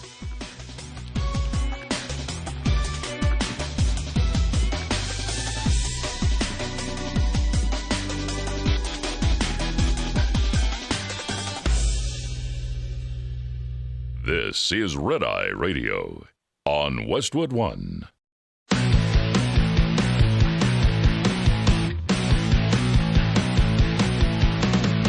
Now, it's Red Eye Radio. Gary McNamara and Eric Harley talk about everything from politics to social issues and news of the day. Whether you're up late or you're just starting your day, welcome to the show. From the Uniden America Studios, this is Red Eye Radio. All across America, we are Red Eye Radio. He is Eric Harley, and I'm Mickey. Yeah? Yeah. I did that shoot over the weekend. Oh, you're shooting a movie or a trailer for a movie? A trailer for a mockumentary. Okay. Yeah. All right. So it's like, and a mockumentary is like Spinal Tap, which I guess the Spinal Tap 2 is coming out. Yeah, at some point. I keep seeing things about it. Yeah. And the best thing is I did see something on YouTube where they're interviewing all of them. Yeah. And, they did put on makeup and, the long hair and everything else, but they look like they're 90. Oh, yeah, it's just so great. Yeah. And they went back to talk about some of the old performances, like when Howard Hessman was on. It's like they go, Hessman was perfect. I forgot what he said. Remember, he had to go do something like, okay, guys, I got to go sit in my limousine or something like that. That's what he said. He goes, I love it. And the thing is, when Rob Reiner's sitting there talking about the movie, he seems like he's normal. I know. When he's talking about directing or something, I know. It's fine. He's a likable guy. And then he's Stephen King lunatics. Yeah. A Stephen King lunatic when he's not. Yeah. But yeah, this is like a mockumentary on a mob. Mm-hmm. On a mob boss. Yeah. So, and it was really interesting. And the producer knows. I mean, like I said, I had walked into my coffee shop a year and a half ago because the owners had said, hey, stop by. I know the people that run it. And they said, stop by. We're filming an independent 5-part TV series, it was back then, called, I keep wanting to say Family Guy, Family Thing. And I was half asleep. I didn't want to go. I woke up. I'm like, I don't want to go. It was a Friday night. I was like, I don't want to go. I want to stay around and do nothing. I go, no, I promised. I went there. An hour later, I'm still half asleep, and I'm in a scene. He goes, hey, we'll use you. Come over. Yeah. Okay, so I got to know the producer and everything else. And they're doing the mockumentary, which is they only gave me a rough outline and just said, hey, here's who you are. Now, we want you to just talk about your life as an Irish mobster. And the best thing is an Irish mobster who grew up in Buffalo, New York, who had to leave and go to New York City. All right. So you know what I actually did? I told the story before that when I was a bill collector at HSBC, this goes back to the mid-'70s, and one of the first accounts I got to collect was from Peter Magaddino, who was Stefano Magaddino's son, who ran the mob at the time. Stefano Magaddino is in the history books because he is the one, remember they held the Appalachia Conference in the late 1950s, and that's where the FBI monitored the whole thing and realized all the families came together to meet, which then they could start with all the conspiracy laws, the racketeering laws, because they were all in communication together. Right. And so this was his son, Peter Magaddino, and his line of credit came down, delinquent. Oh. And here I'm an 18-year-old going, Peter Magaddino, that's the mob boss. Yeah, you got to call him. You call him. I'm not calling him. But I called him, and he was oh, hello, Mr. Magaddino. This is Gary McNamara. And Hey, let me ask you, Mr. McNamara, you like simple things like using your legs? Well, it was the interesting thing is you never know what to expect, and he was apologetic. Like apparently, mobsters back then really didn't want to have any trouble with worldwide banks over an insignificant amount of money. Look, don't give any trouble to the civilians. Well, he was just angry that his accountant messed up. Yeah. So then he came down again the next month. Then he came down again the next month delinquent. And he was so furious, I actually looked in the paper to make sure that the accountant didn't wind up. Suddenly in a not shallow exist. grave. But I actually took it, I'm a mob. I don't even know what the whole story is. All I know is I know the Sal, I worked for Sal, the mobster out of New York City, and I was forced to leave Buffalo. And so I actually said, blah, blah, blah, my youth, everything else, got in trouble. I was, I even said, how many times have I said it on the radio? I was 5'2", 98 pounds. I actually took stuff from my life. Yeah, right. And then said, then I became a collector for the Irish boys. and was roughed up a guy from Niagara Falls and didn't know that he was a close relative of a maid dude, and so they shot me in the ankle. And the reason I said that is because my tendinitis, if they're going to want me, and once this thing, they start, shooting it in after the trailer's done, because they're doing just the trailer to market the thing for the future. Right. If they want me to do it, and they want me because they were talking about me walking down the street, and if my tendinitis is acting up, I can justify the limp. But it was two takes. But actually, a lot of actors would have to work on faking a limp. Yeah. Well, Yeah. I mean, I'm not limping today because it feels great, but only when it acts up. And it's been great lately. I mean, it's like, oh, maybe it's gone. Yeah, it's not. But no, for your acting career's sake, let's hope it's not. My acting career. Yeah. No. I'm not being paid anything for this. I just said I want to. I love the process of watching it work. I know I'm not any type of movie star, but it only took me 2 takes. Yeah. 2 takes, and I said I brought a variety of sunglasses. I said we're outside. I go, do you want me to wear sunglasses or not? And he goes, oh, let me look. And I put on these blue sunglasses. He goes, that's it. Yeah. And I did first 2 different takes, 2 different camera angles, ad-lib the same thing, probably 4 minutes each time, maybe 8 minutes of ad-libbing my fake life of a mobster. And probably in the trailer, if it's a 2-minute trailer, maybe, I'd be lucky, 15 seconds maybe get in. Yeah, maybe.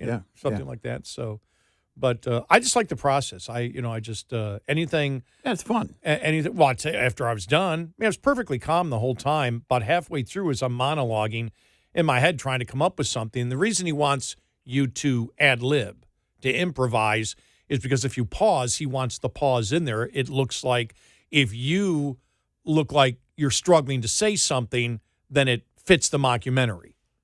Right. And like they did that in Spinal Tap. I mean, they did so. As if you're being interviewed. Yes, as if you're being. Yes, exactly. Some people struggle for things to say. Yeah. And that's why he said, he goes, hey, I figured you talk 5 hours a night. You can ad lib. Right. You can do improv. And it's like, I guess so. But about halfway through the first take is when the adrenaline started kicking in. Mm-hmm. And then after we were done, it's like, okay, very quick shoot. I mean, we had there were three different people, 3 different shots. Okay. And they did some stuff the weekend before. And it was like, we were done. It's like, okay, 2 minutes later, we're gone. I'm back in my car. I'm like, I've got a huge adrenaline high.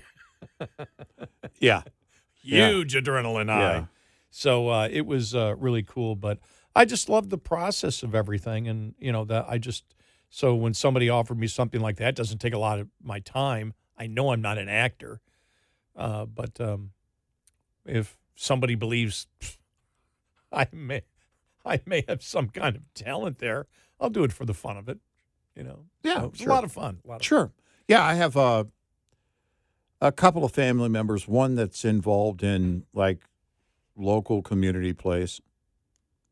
That's how I view it. He loves doing it. Yeah. During the week he works for Harley Davidson. And on the weekend you might have him starring in, I don't know, I think he was in Seussical, which is the Dr. Seuss musical. I don't know anything about it, but I was like, okay. Now, he lives about 4 hours away, but I thought, my wife and I were talking about, we're going to have to go down and see at least one performance while he's doing it, And I've had friends over the years. You and I also both know people in Hollywood that do it for a living, but the ones that do it for the hobby thing, tend to have a lot of fun doing it, which is great. Yeah. You know who does it? Hmm. Over at Salem, Mike Gallagher. Oh, Mike does. I've heard that. Yeah, Mike does a lot of that. Yeah, kind of theater stuff. Sure. And I did one time. I was asked to downtown Grapevine, their theater down there. Mm. They were doing a play on radio, and they asked me to be the narrator, which was really great. It was a lot of fun. Yeah, man, that was I remember that. There were a couple of people in that we know. Yeah, I did. I think I did that for. It was a 2-night show, like Friday and Saturday. Yeah, that was great. I was like, okay, maybe I would have gotten the acting bug if I had felt that earlier in my life, But yeah, I mean, I never felt it. I was an extra on a set, a movie called Texasville, one of the worst movies ever made. It was the sequel to The Last Picture Show. And so it was filmed in this tiny town in Texas, and I lived just a few minutes from that town. I was actually brought in to meet with the casting director to play a younger Jeff Bridges. And a girl that I worked with at the radio station was the younger Sybil Shepherd. These were for like flashback scenes. Mm-hmm. And she made the part and played a younger Sybil Shepherd, but also played her daughter at some point in the movie.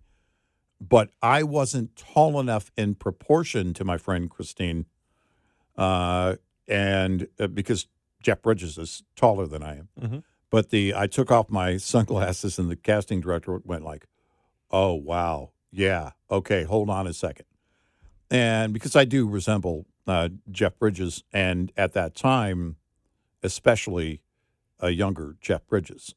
And so she came back and she was like, maybe if we put boots, she was talking to somebody else on the set. Maybe if we had him in boots or, and it's like, I think I had to gain like 3 or 4 inches or something. It's like, probably not going to happen. But they made me an extra on the set. And the main scene was a parade scene. And it's this homecoming float and the whole thing. And Sybil Shepherd's up there. And Jeff Bridges runs in off the street and just hops up on the float, for that scene. That scene took 2 days. Oh, yeah. Peter Bogdanovich directing. Oh. But watching him, just sitting around and watching him, Annie Potts, who was hilarious. Yeah. She was in the parade scene on a horse. Her cowboy hat falls off. And, of course, horses, when they're standing around, have to do what they do. And, of course, the street's not as clean. And so it dropped, and then one of the assistants went up there and grabbed the hat off the ground and handed it to her. She goes, honey, if you think I'm putting that hat back on this head after it fell where the horses are going, no, I'll wait for it to be cleaned. She was funny. Very nice. And it was a cool, experience just to watch. I didn't really have any ambition to become an actor. Yeah, I'll tell you this. The weird thing is, though, even for the short time, I've, a couple of scenes, and then the last thing that I did, well, actually, the first thing I did, and I have no idea whether they cut me out of the first movie or not, or the first television series or not. Well, I guess we'll find out when that comes out, hopefully in the next year. That's the first one, not the one I'm doing now. Mm-hmm. I actually used my real name. That was going into the mob boss's coffee shop, for Christmas. Oh. And they said, what's your name? And I went, he goes, I use your real name. I said, Gary McNamara. So that'd be cool if that'd be in there because I used my real name in that one. Yeah, cool. But yeah, it's I don't see that I'm going to be in Hollywood anytime soon bidding on the home against Brad Pitt, his new $12 million home. So yeah, no. I don't. And we don't have to go that far because Taylor Sheridan's setting up a movie studio right here down the road from us. So, if you want to watch some things being made, they're shooting all over our area right now. Next time I see Buck Taylor, I'm going to say, get a hold of Taylor. I've been doing some acting stuff. Exactly. See if Buck can get it. Give him my resume. That was so funny when I went there a couple of years ago. He goes, Gary, you just missed Buck. You just missed because Buck's in. He was in Yellowstone. Right. And what was it? Hell or High Water. Hell or High Water, yeah. Yeah. Great scene. Taylor Sheridan. In Hell or High Water. Doesn't he have a great scene in that one? Oh, man. And when I walked up, he goes, you just missed Taylor Sheridan. I really want to introduce you to. And I'm like, there goes my movie career. Yeah, and if by chance Taylor's listening, Sicario 3, make it happen. Come on. 866-90-RED-EYE. We'll be right back with more Red Eye Radio with Eric Harley and Gary McNamara.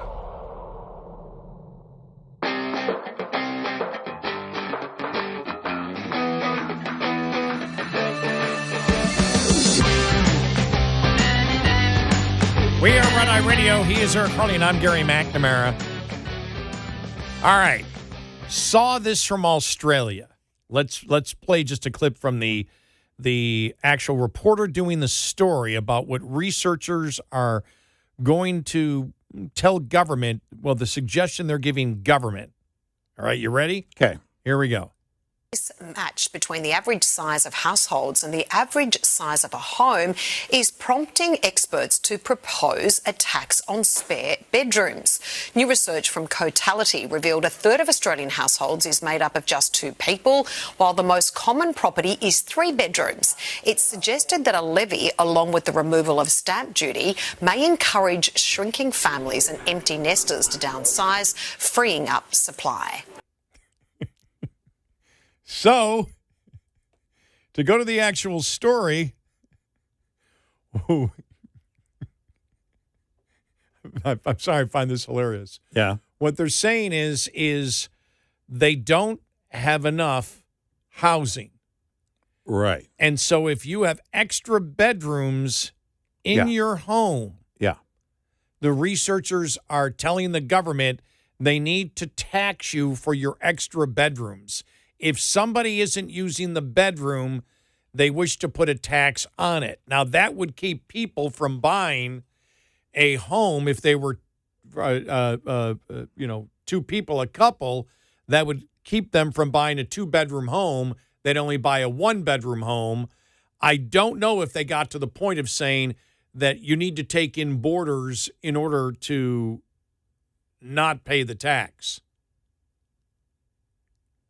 Or do they go in terms of the number of bedrooms, or do they go by square footage?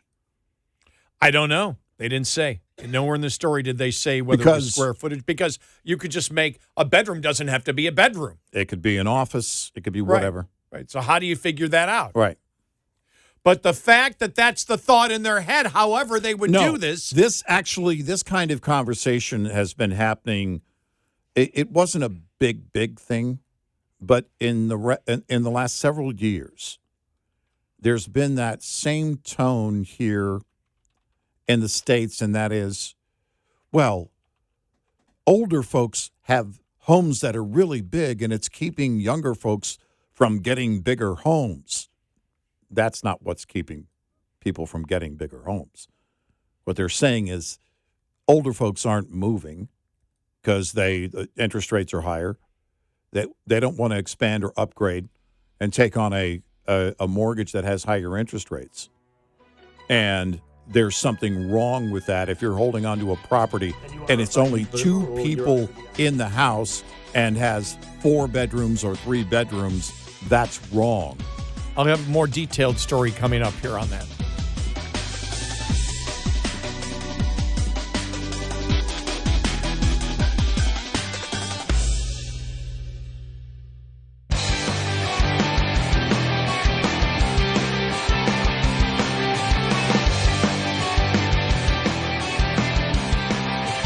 We have a line open. 1-866-90-RED-EYE. Red Eye Radio. And he's Eric Harley, and I'm Gary McNamara. Welcome and good morning. So here it is. This is from Australian News Service, www.news.com.au. Finance, economy. Aussies lose it over spare bedroom tax plot. Yeah. A number of controversial tax plans were floated during the government's productivity roundtable. Should be anti-productivity roundtable. Exactly. With one in particular sparking outrage from Aussies. That's the actual headline. All right. So a radical proposal to tax spare bedrooms. Now remember, this is a federal tax. Could you imagine if Congress said could you imagine the United States? We're going to start taxing your bedrooms. Right. Your extra square footage. Yes. A radical proposal to tax spare bedrooms in family homes in a bid to fix the housing crisis has sparked widespread outrage from Australians. The idea was just one of the many controversial tax plans floated by industry leaders and economists during last week's economic reform roundtable. Oh, my God. Just when you think that, well, nothing could be more insane than the United States. Hold my beer. Yeah. No, yeah. Arguably, one of the most controversial plans was put forward by the analytics firm Cotelli to tax spare bedrooms. It came off the back of a study which showed that over 60% of houses are lived in by 1 or 2 people, but more than 3/4 of properties have 3 bedrooms or more. The head of the Australian research firm suggested a tax could encourage people to downsize and fix the mismatch. Governments could make it more expensive to have more housing than you need and cheaper to live in small housing. Strides are already being taken on the supply side to establish well-located apartments in our larger cities. that can accommodate smaller households, but shifting demand through tax reform could help the take-up of these new homes. Australians blasted the proposal online, with some arguing older homeowners were not downsizing because of the exorbitant cost to buy and sell homes. What about the families who have a spare room for family to stay in when they visit due to having to move so far away, one asked. You got to admit, if you live in a city, I'm going to the next city over, and you live in Australia, and that's half a continent. Yeah, exactly. Literally. Yeah. Have you seen the size of new 3 or 4 bedroom places? Said another. They are so small, the extra bedrooms are really just storage spaces because there's nowhere else to put your belongings. Wow. One chief economist said any attempt to adopt the plan would be deeply unpopular in Australia. Yeah. That would cause a huge backlash politically, as people often maintain spare bedrooms for visitors, and it would be seen as a huge attack on empty nesters. Wow. Well, that's it, because you work all your life, you pay off your mortgage, you get to a point where you have 100% equity in the home, which is what you're trying to get to. And then this idea that if you're not going to move and let a bigger family live there, We're going to force you out. then we're going to force you out. And I would just argue, we may be 85, but we plan to adopt. Well, for me, it's just me in the house. It's a 3-bedroom house. Yeah. 1 bedroom is the guest bedroom that's set up.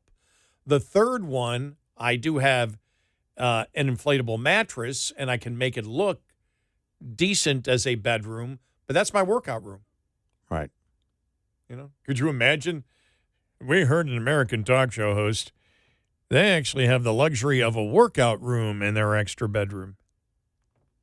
Yeah, I've got 5 full bedrooms and 3 full baths, and it's 3 of us. Oh, my gosh. Yeah. You'd end up in jail probably. I don't even have a dog anymore, so, yeah. No, I go to prison for life. That's the They'd send you to Botany Bay. Of course. That's the attitude of the left. Yeah. You have too much. You have too By the much, way, we told you it wouldn't just be the billionaires and millionaires. Ah, that's a great point. This is anybody who has any excess. Oh. And we talk about redistributive rights. Oh, that's a great point. When we talk about redistributive rights, if you earn more than the guy across the street, forget about any level of earnings. If you earn more than somebody else, then you owe it to them. Everything for the left has to be equal. We need equity. Need and that comes down to the property that you own. How dare you have extra room? You can see the liberal media just from the headlines. A bold plan to tax spare bedrooms of large homes. A bold plan? A bold plan. Yeah, no, it's a dangerous plan. Wow. A very dangerous plan, because imagine enacting that. You start to enact that, you're crippling people, many of whom I have to assume are on a fixed income. I think in Australia, like in England, they call them pensioners. Yep. They're retired. We just say retired. But those that are on a fixed income, and it doesn't matter. You have too much space. And ultimately what they're saying is you have too much wealth. Yeah. You have something that others don't have. So you need to pay based on that extra square footage, that extra room. You need to pay for somebody else not having access to that room. By the way, I don't buy this whole thing. Well, there's a shortage. If there was a demand, then build it.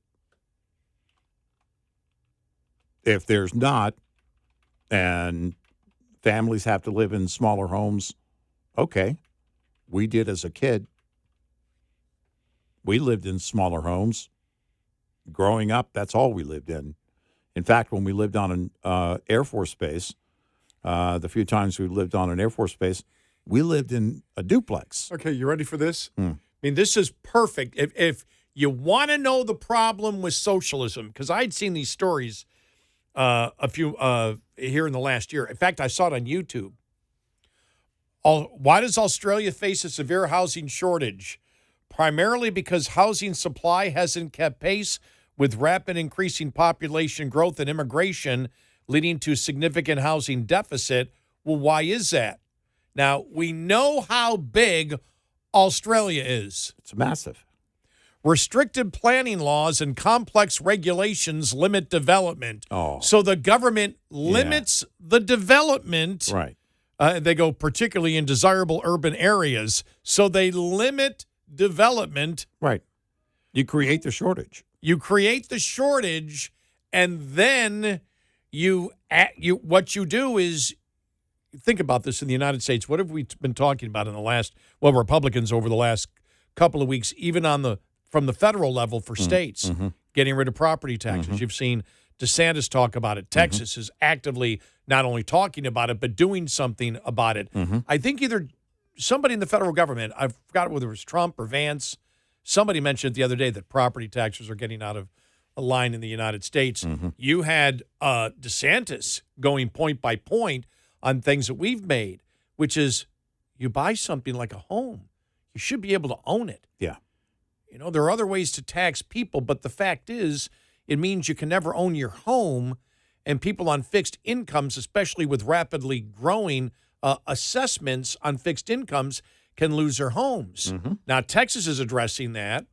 Florida seems to be wanting to address it, at least the governor does. In other parts of the, liberal, they don't care. No. They don't care about it. When I lived they're always looking to increase taxes. in Portland, Oregon, with their urban growth boundary, which is artificially skyrocketed. When I was there, the cost of housing, it's like, well, housing's going up. Because you're limiting supply. Yep. And they do that knowing that if you limit that supply, there's always, what they're doing is protecting that source of revenue, that eternal source of revenue. And you make it seem like there's a problem, but it's always a problem the government creates. Yeah. If there's that demand for more housing, then let them build more housing. You don't tax the people, especially older people who have equity in their home and are on a fixed income. Well, the other thing simply is, because they have spare rooms. the other complaint is the elderly people are getting all the breaks. Yeah. Right. That hasn't hit here yet, has it? Nope. Not yet. Hasn't Nope. hit here yet in the United States. Nope. Lawmakers are recognizing.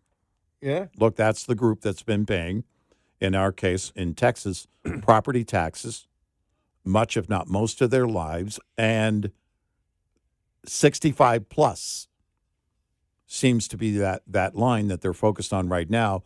And it could be, it well could be that at some point we don't have property taxes in our state. We'll see. I hope so. But don't you think that, for example, all the money that the Biden administration gave out, the Trump administration talking about, remember there was a Doge checks, then there's a tariffs checks and everything else, and, no tax on Social Security.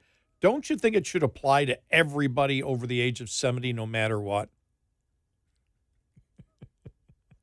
I think 59 and a half is that age. Because I have not seen one dime, and I'm an old man. I'm like Uncle Leo. Yeah. Hello. I'm Uncle Leo. I don't know what's going on. I just, it's I should get tax breaks. Yeah. Why are we the elderly? Why have I over the last 25 years not got one rebate, nothing from government? Is it my fault? Probably. All I want is what's coming to me. All I want is my fair share. Yeah. We're getting closer to the Charlie Brown Christmas. It's almost September. Yeah. They should start playing it any day now. I watch that every year just to hear that line from, I think it's Charlie Brown's sister, right? Mm-hmm, His sister. All I want is what's coming to me. All I want is my fair share. Right. And that's from what, the middle 60s? Yeah, I think so. I almost said Howard Schultz came up with it. Well, no. Different Schultz.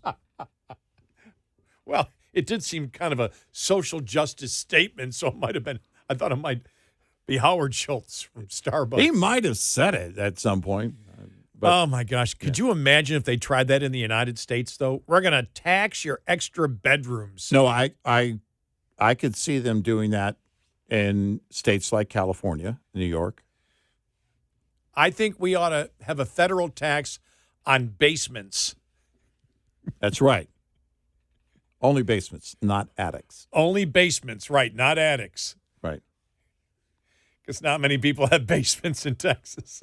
I don't know that I've ever seen anyone with at a radio station we had a basement. The first radio station I worked at, Okay. had a basement. But I don't know if I've seen any homes in Texas with a basement. That's our new tax cry. Tax the Yankees. Yeah, that's right. It's like, Gary, you're a Yankee. Yeah, the conversation's already started here. It didn't go anywhere, but doesn't mean it won't in the future. It might. Tax the Yankees. I like that. 866-90 Red Eye. Coming up, more with Gary McNamara and Eric Harley. It's Red Eye Radio.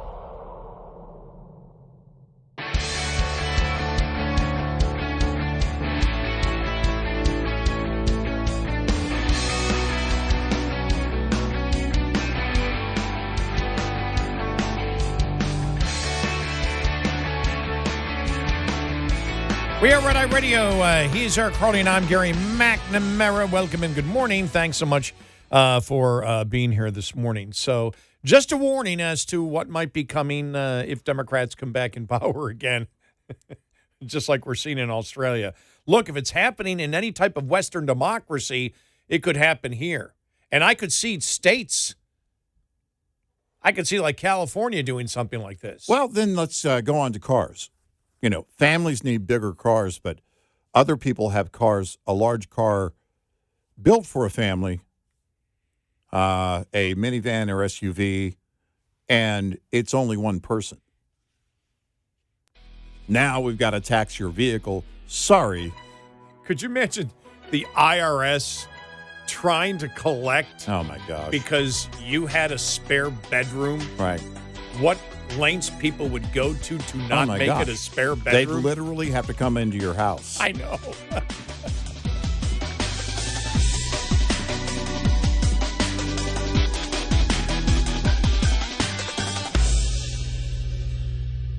This is Red Eye Radio on Westwood One.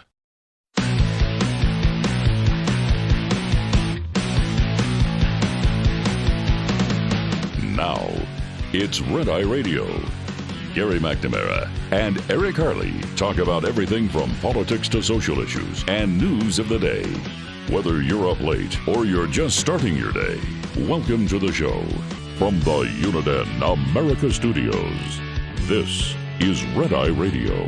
All across America, he's Eric Harley, and I'm Gary McNamara. Eric, you get something like that proposal to tax extra bedrooms in Australia, realizing that it would be a federal tax. And again, it's something they're considering. They haven't voted on it, anything like that, but under serious consideration to tax a federal tax. And then you think about the United States. If Congress attempted to do that to the people of the United States, this is Australia. You figure a pretty modern Western democracy, right? Yeah. And even the thought of taxing bedrooms, and then you think about the IRS and how you prove that. That means what designates a bedroom? You made the great point. You'd say, to hell with that. I'm just going to go and stick a toilet right in the middle of that room. Yeah, just put an old toilet right in the center of the room. It's a bathroom. And no, this liberals would love this. I'll put some books in there. Well, I have to go buy some books. But I'll go buy some books and put a shelf in there. It's my library. It's or will they do it by? Think they'll eventually do it by square footage it would have to be square footage, and it would be square footage per person per living in the home. capita. Yeah. Otherwise, what they haven't talked about is what would the amount of the tax be? What would the amount of the tax be in order to get you to move out of your house? I'm trying to think of what it would take for me to move out of my house if the federal government decided to tax.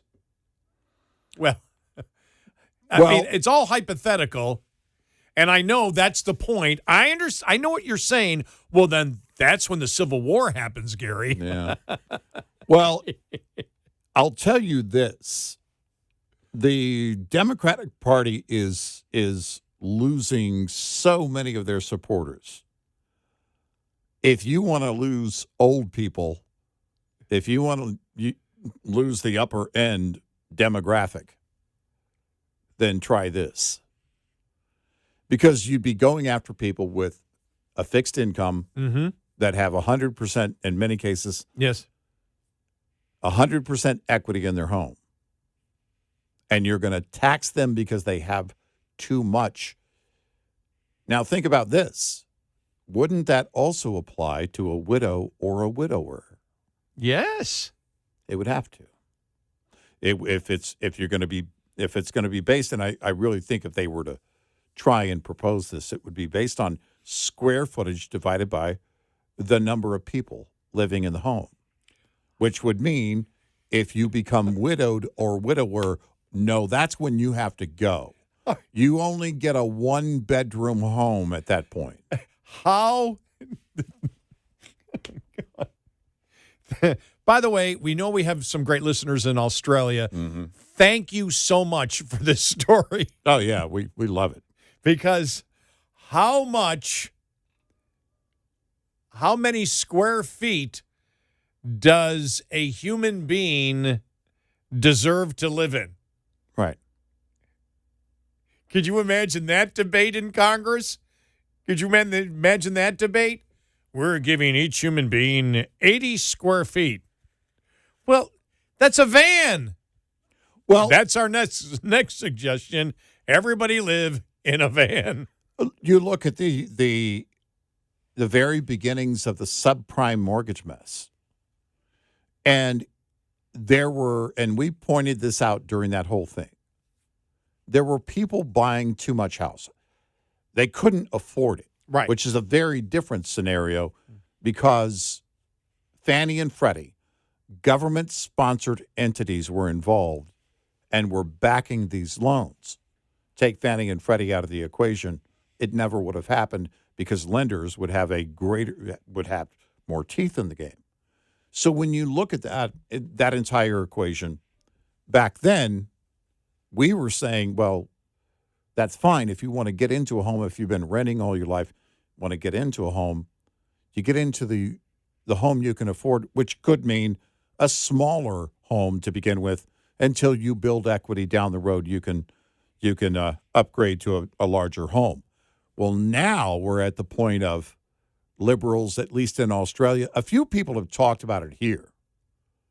No one has ever proposed anything going anywhere on this, but they were complaining that, and I've seen a few stories on it, seniors have way too much square footage for 2 people in their home while everyone else is waiting on the sidelines in the housing market and can't find a home big enough for their family. Well, that's crap. That's a load of garbage. And it comes down to, I mean, of course, we looked it up in the case of Australia, and what did we find? Local governments restricting development, limiting artificially the supply And then now they're going to tax overusage based on having too many rooms, or they want to do that. They're talking about it. Well, if that same conversation is to happen here or anywhere else, then of course they're going to get to that point of, well, we're going to basically do this. I don't know, 2 people, no more than 1,200 square feet, and you should be grateful we give you that. I mean, that would be the debate, because I can't see them doing, if they say we're going to tax you on your extra bedrooms, that's not going to fly. You'd have to do it some kind of square footage, because I think about when I was growing up, Mom would not allow anybody in the dining room. You couldn't touch anything in the dining room. The good china was in there, and I thought we were the only family that did that, and then I found out one of my best friends, his mother did the exact same thing. So I don't know whether that was a northern thing, but it was like, no, nobody's allowed in the dining room. And I think about my house. When I have a small office in my house, but I never used my office. Mm-hmm. It's sad, a desk in there. It's like I use my phone. I sit on in the family room and watch it. So I made my think about how I'd be taxed. I have 2 extra bedrooms. I have an office, which I call my reading music room.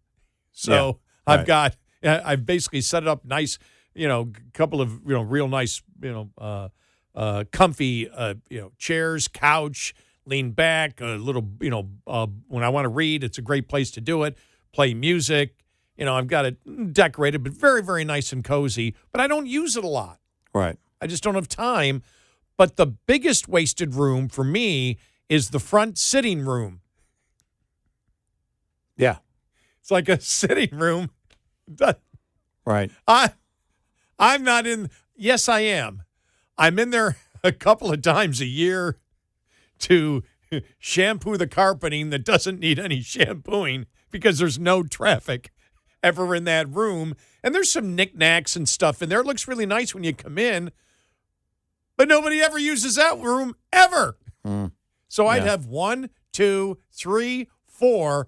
It's about half my house. Oh, yeah. No, a single person. Sorry, you get a 1 room, not 1 bedroom, 1 room apartment.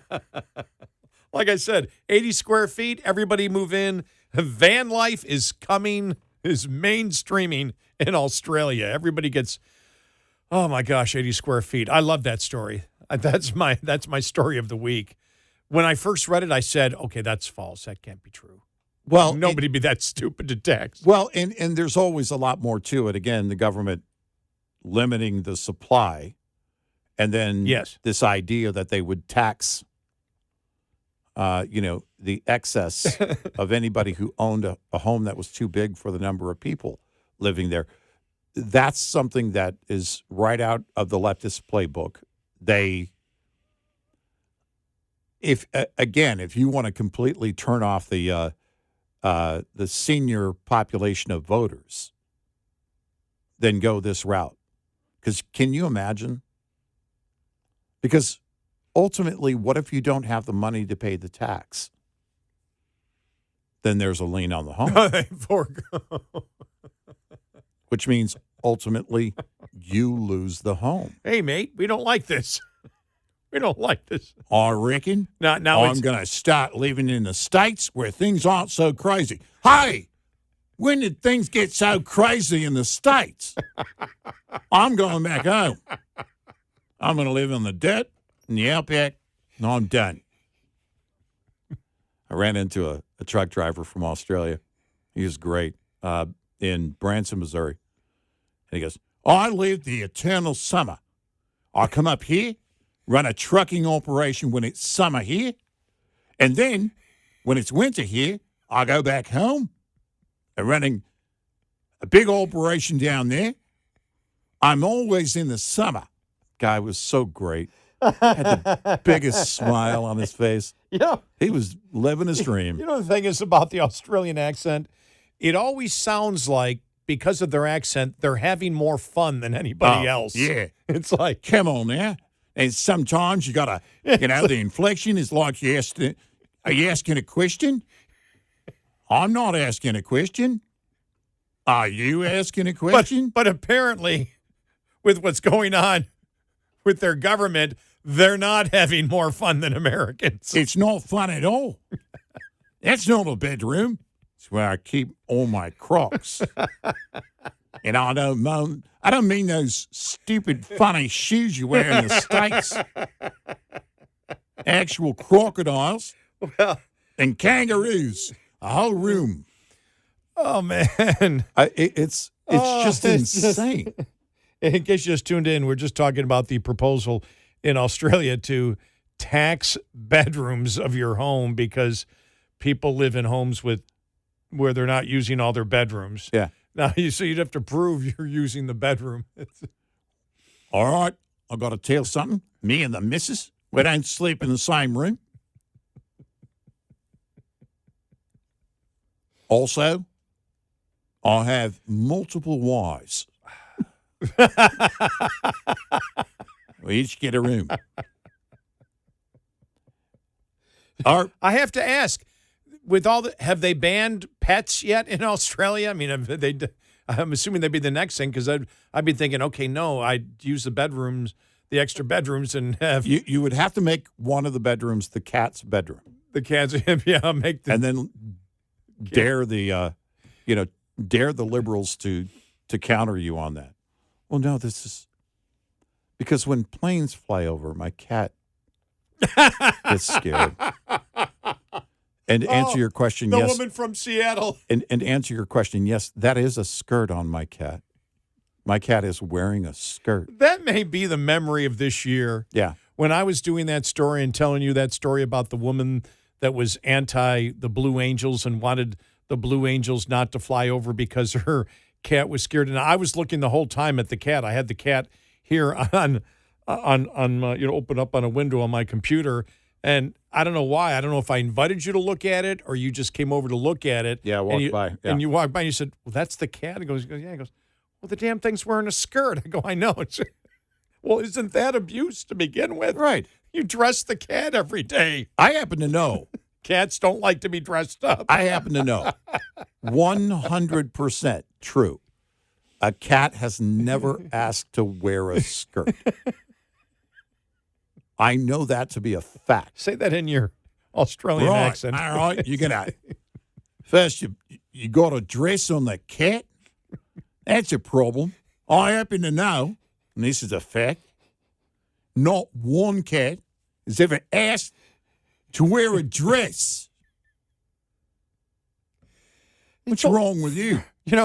And here we go again. Every week, every Friday, I say, what will we be losing it about next week? Now, this isn't in the United States that they're upping something. That will happen, I'm sure, maybe later on in the show or tomorrow. Right. But, I mean, the news stories, and all this comes from the left. I mean, because there is not one conservative in Australia that thinks that the federal government should be taxing bedrooms. I can guarantee you right now. There's not one. There's not one. No. Crocodile Dundee is not saying, let's tax the bedrooms. I'm assuming he was a conservative since he was willing to defend himself. Now, that's not a knife. That's a knife. Imagine whatever it is, the IRS of Australia coming up to his door saying, we need to check your house, we need to check your bedrooms to see whether they're occupied so we can put this new federal tax on you. Hey, listen, Bob, I know we're supposed to get the taxes from this guy, but he's wearing a vest with no shirt. I don't know. I'm not even afraid of the knife. It's the way he's dressed. All right. Coming up on the... if he starts singing YMCA... Something is coming up next on the show. Maybe. 866-90-RED-EYE. Brought to you by Hot Shot Secret. Hi, I'm Jen Loomis, a transport safety expert at J.J. Keller, and I'm here to share a tip on roadside inspections. At a roadside inspection, inspectors may ask to see supporting documents. A supporting document is a document generated or received by a motor carrier in the normal course of business that can be used by law enforcement to verify a driver's logs. These documents can include bills of lading, itineraries, schedules, or equivalent documents that indicate the origin and destination of each trip.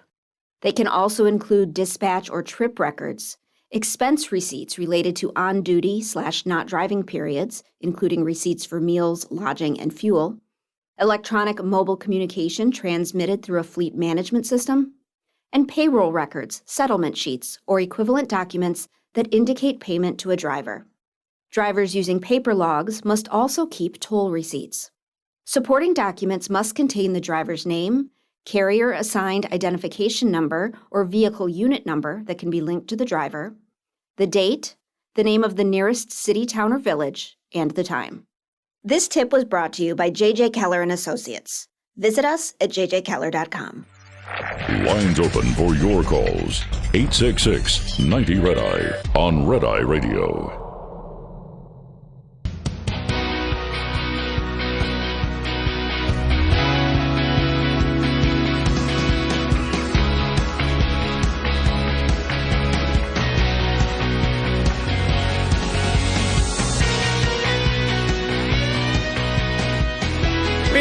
Radio. He is Eric Harley, and I'm Gary McNamara.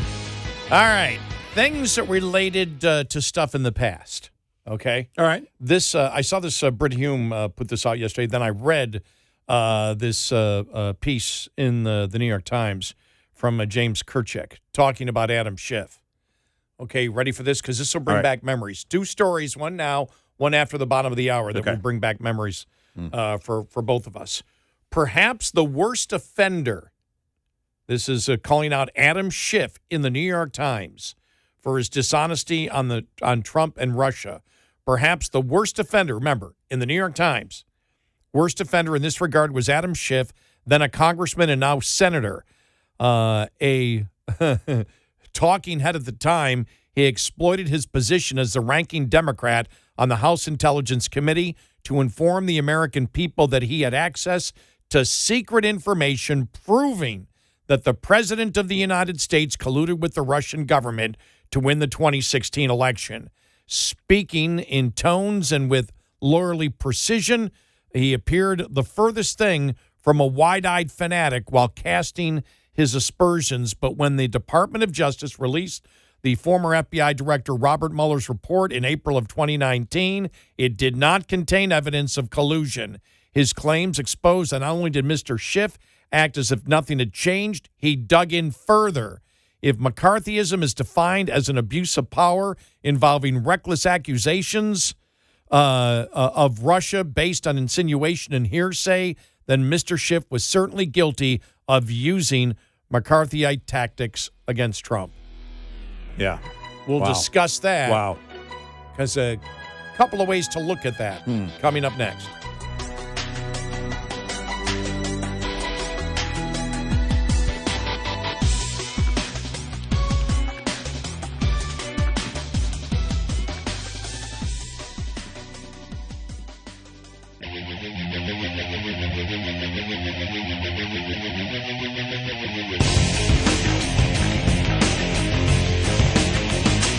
Catch all 5 hours of the show live every night on the Red Eye Radio app. Available in the App Store.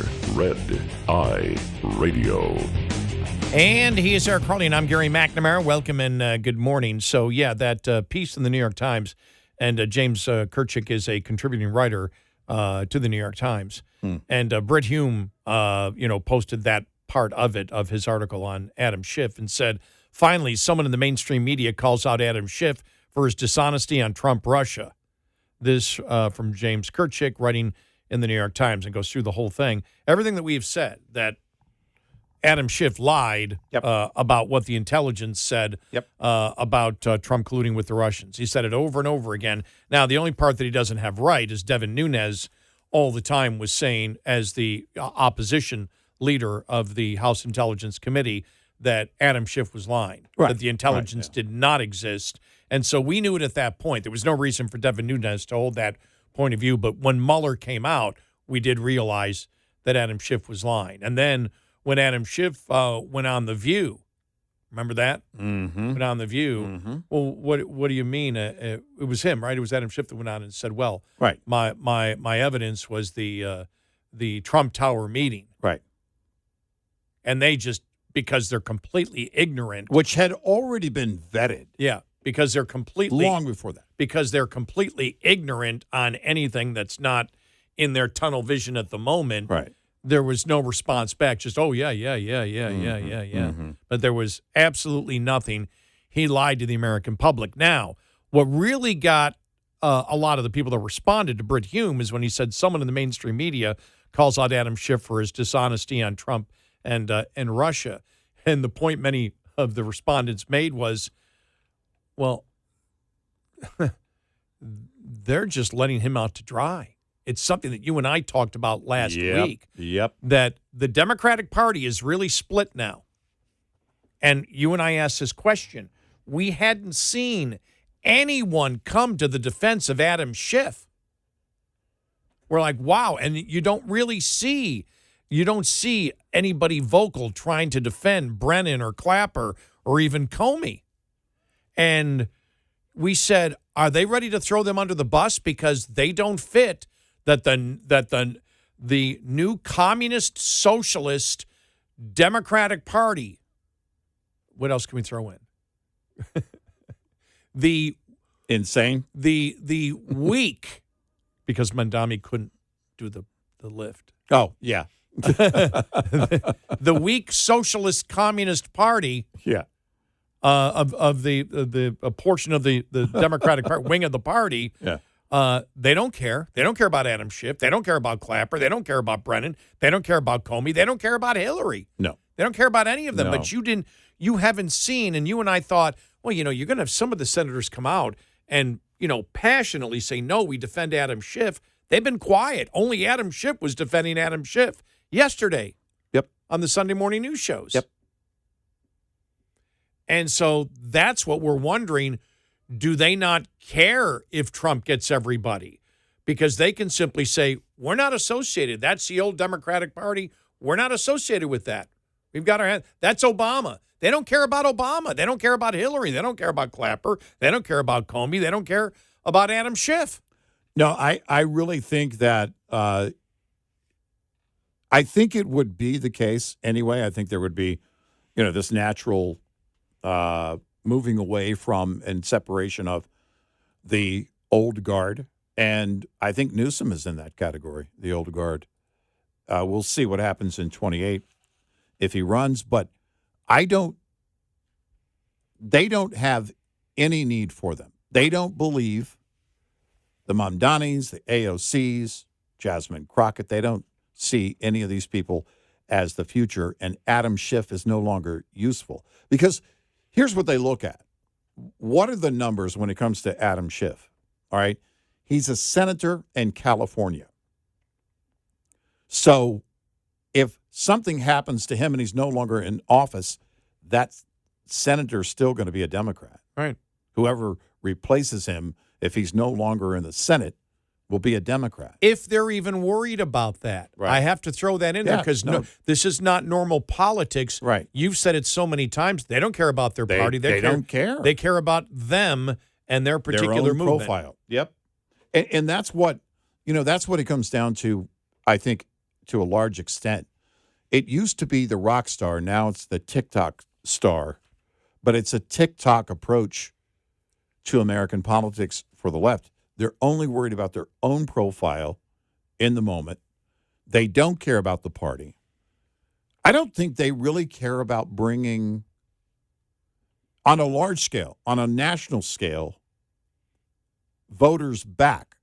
I think they only each care about bringing enough voters to win their own office. And if they don't, I don't think they see that necessarily as the end. They'll become the influencer. They'll become, the permanent governor of Georgia. Stacey Abrams. Well, she's, she hasn't been out a lot lately, but she's still out there. She's never won. But they don't care.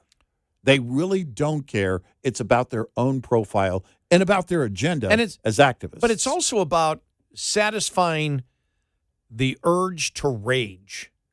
There is a pleasure that they get from raging, and this goes back to an article that I read in National Review over the weekend. Democrats still haven't figured out the Trump formula. Right. And it says, the Trump formula is this. Trump cites an objectively true X to justify Y's controversial action. For instance, because the crime rate in the nation's capital is so high, I'm deploying the National Guard and federalizing the police. Because unchecked illegal immigration, is out of control, my administration will commence with mass deportations. Because the riots in Los Angeles or elsewhere are not yet contained, I am deploying federal troops to the city, and so on. And then all Trump has to do is wait. These are all 80-20 issues. The obviously prudent and politically practical response would be for Democrats to say something along the lines of, although we agree that the crime rate in D.C. is completely unacceptable, we disagree that Trump's response is a correct solution. The obvious play would be for Democrats to focus their efforts on selling alternative solutions and their overall vision for the country, not just raw opposition. Yet because of the zero-sum nature of resistance, Democrats are not interested in counter-proposals. So devastatingly for them, they won't even concede the objectively true X. They cannot admit that Trump has a point about D.C. crime or illegal immigration or riots, because any concession, even over a true statement, would be surrender to the enemy. Oh, yeah. Which is, again, the satisfaction they get out of raging against him. Yep. And so, when I saw that, I went, that's awesome. So they don't care. If they don't care about that and they see it's been a constant loser, they don't care about winning. Nope. No. All they care about is pushing what they wish to push. And so you have, you've got in the Democratic Party right now, they don't know where to go. They're just, the what do you call them? The well-established statesmen. Yeah. I had to say that I don't know, that popped into my mind. I'm like, God, that's so dumb. Yeah. But, the well-established are like, we don't want to deal with them, but we don't know what else to do. And so they just don't do anything, but they don't care. Nobody cares about Adam Schiff. Nobody cares about Brennan. Nobody cares. Maybe the media does because they were part of the cover-up and they don't want to be caught as part of the cover-up. But if you're an AOC or you're, a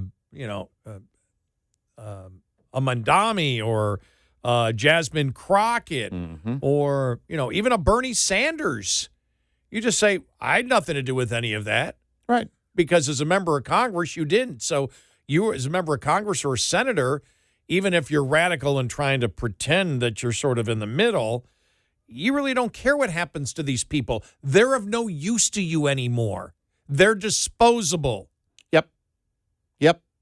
And I wonder if that's what's going on with Adam Schiff. It's something that we talked about last week. And when I read that, because we had said, we were sort of surprised.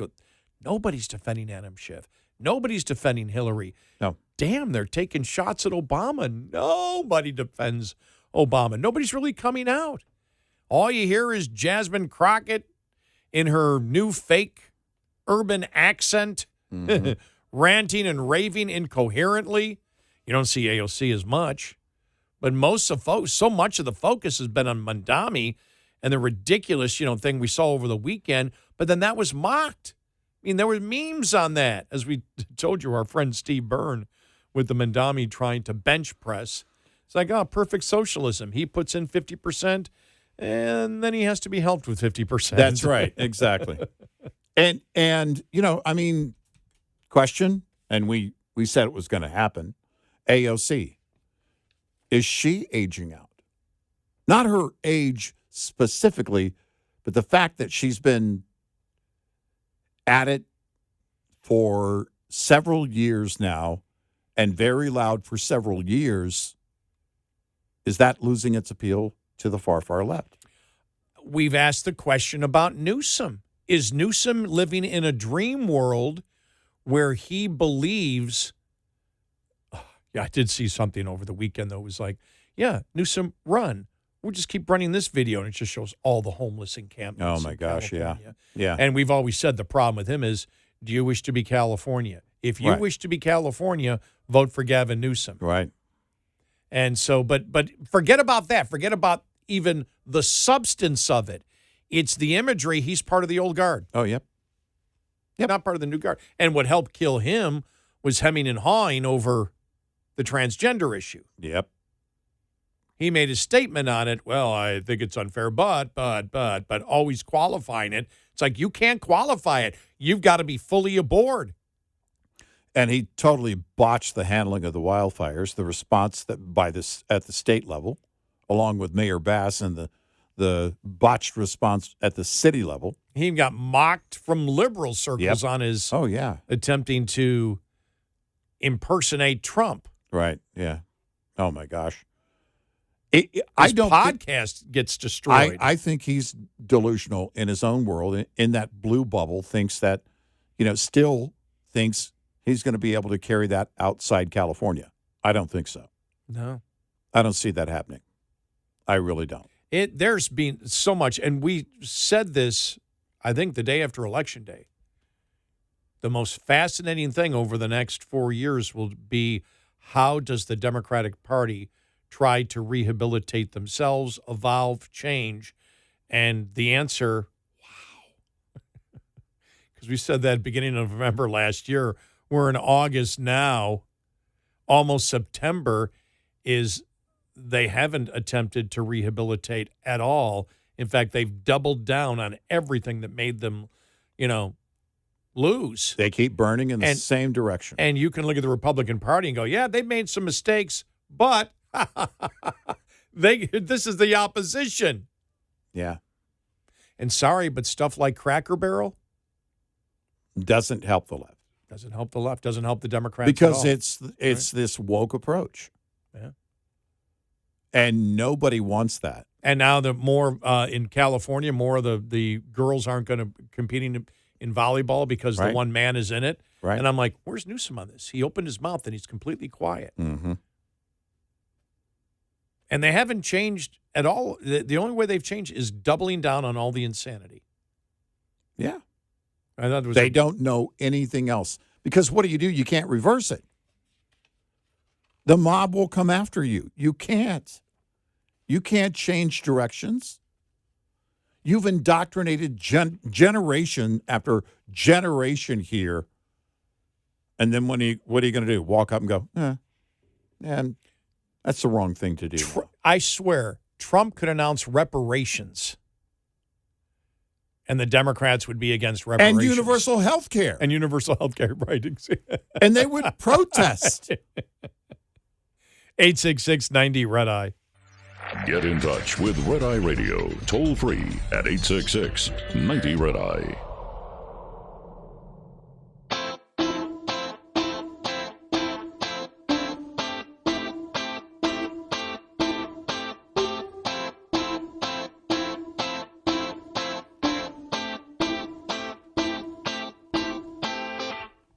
We are Red Eye Radio. He is Eric Harley, and I'm Gary McNamara. Download our Red Eye Radio app today. Our show ends in an hour. When it ends, it becomes our podcast. That's right. Mm-hmm. It magically evolves from a radio show to a podcast. It's magic. Yes. And so you can catch it all on our Red Eye Radio app if you've missed portions of the show and wish to catch it, or you didn't get a chance to listen overnight.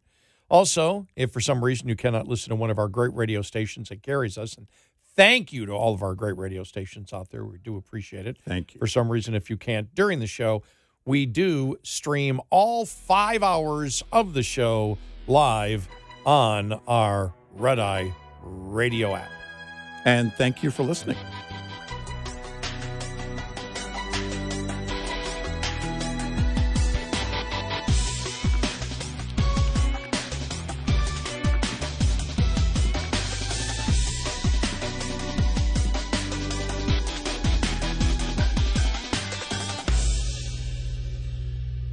This is Red Eye Radio on Westwood One.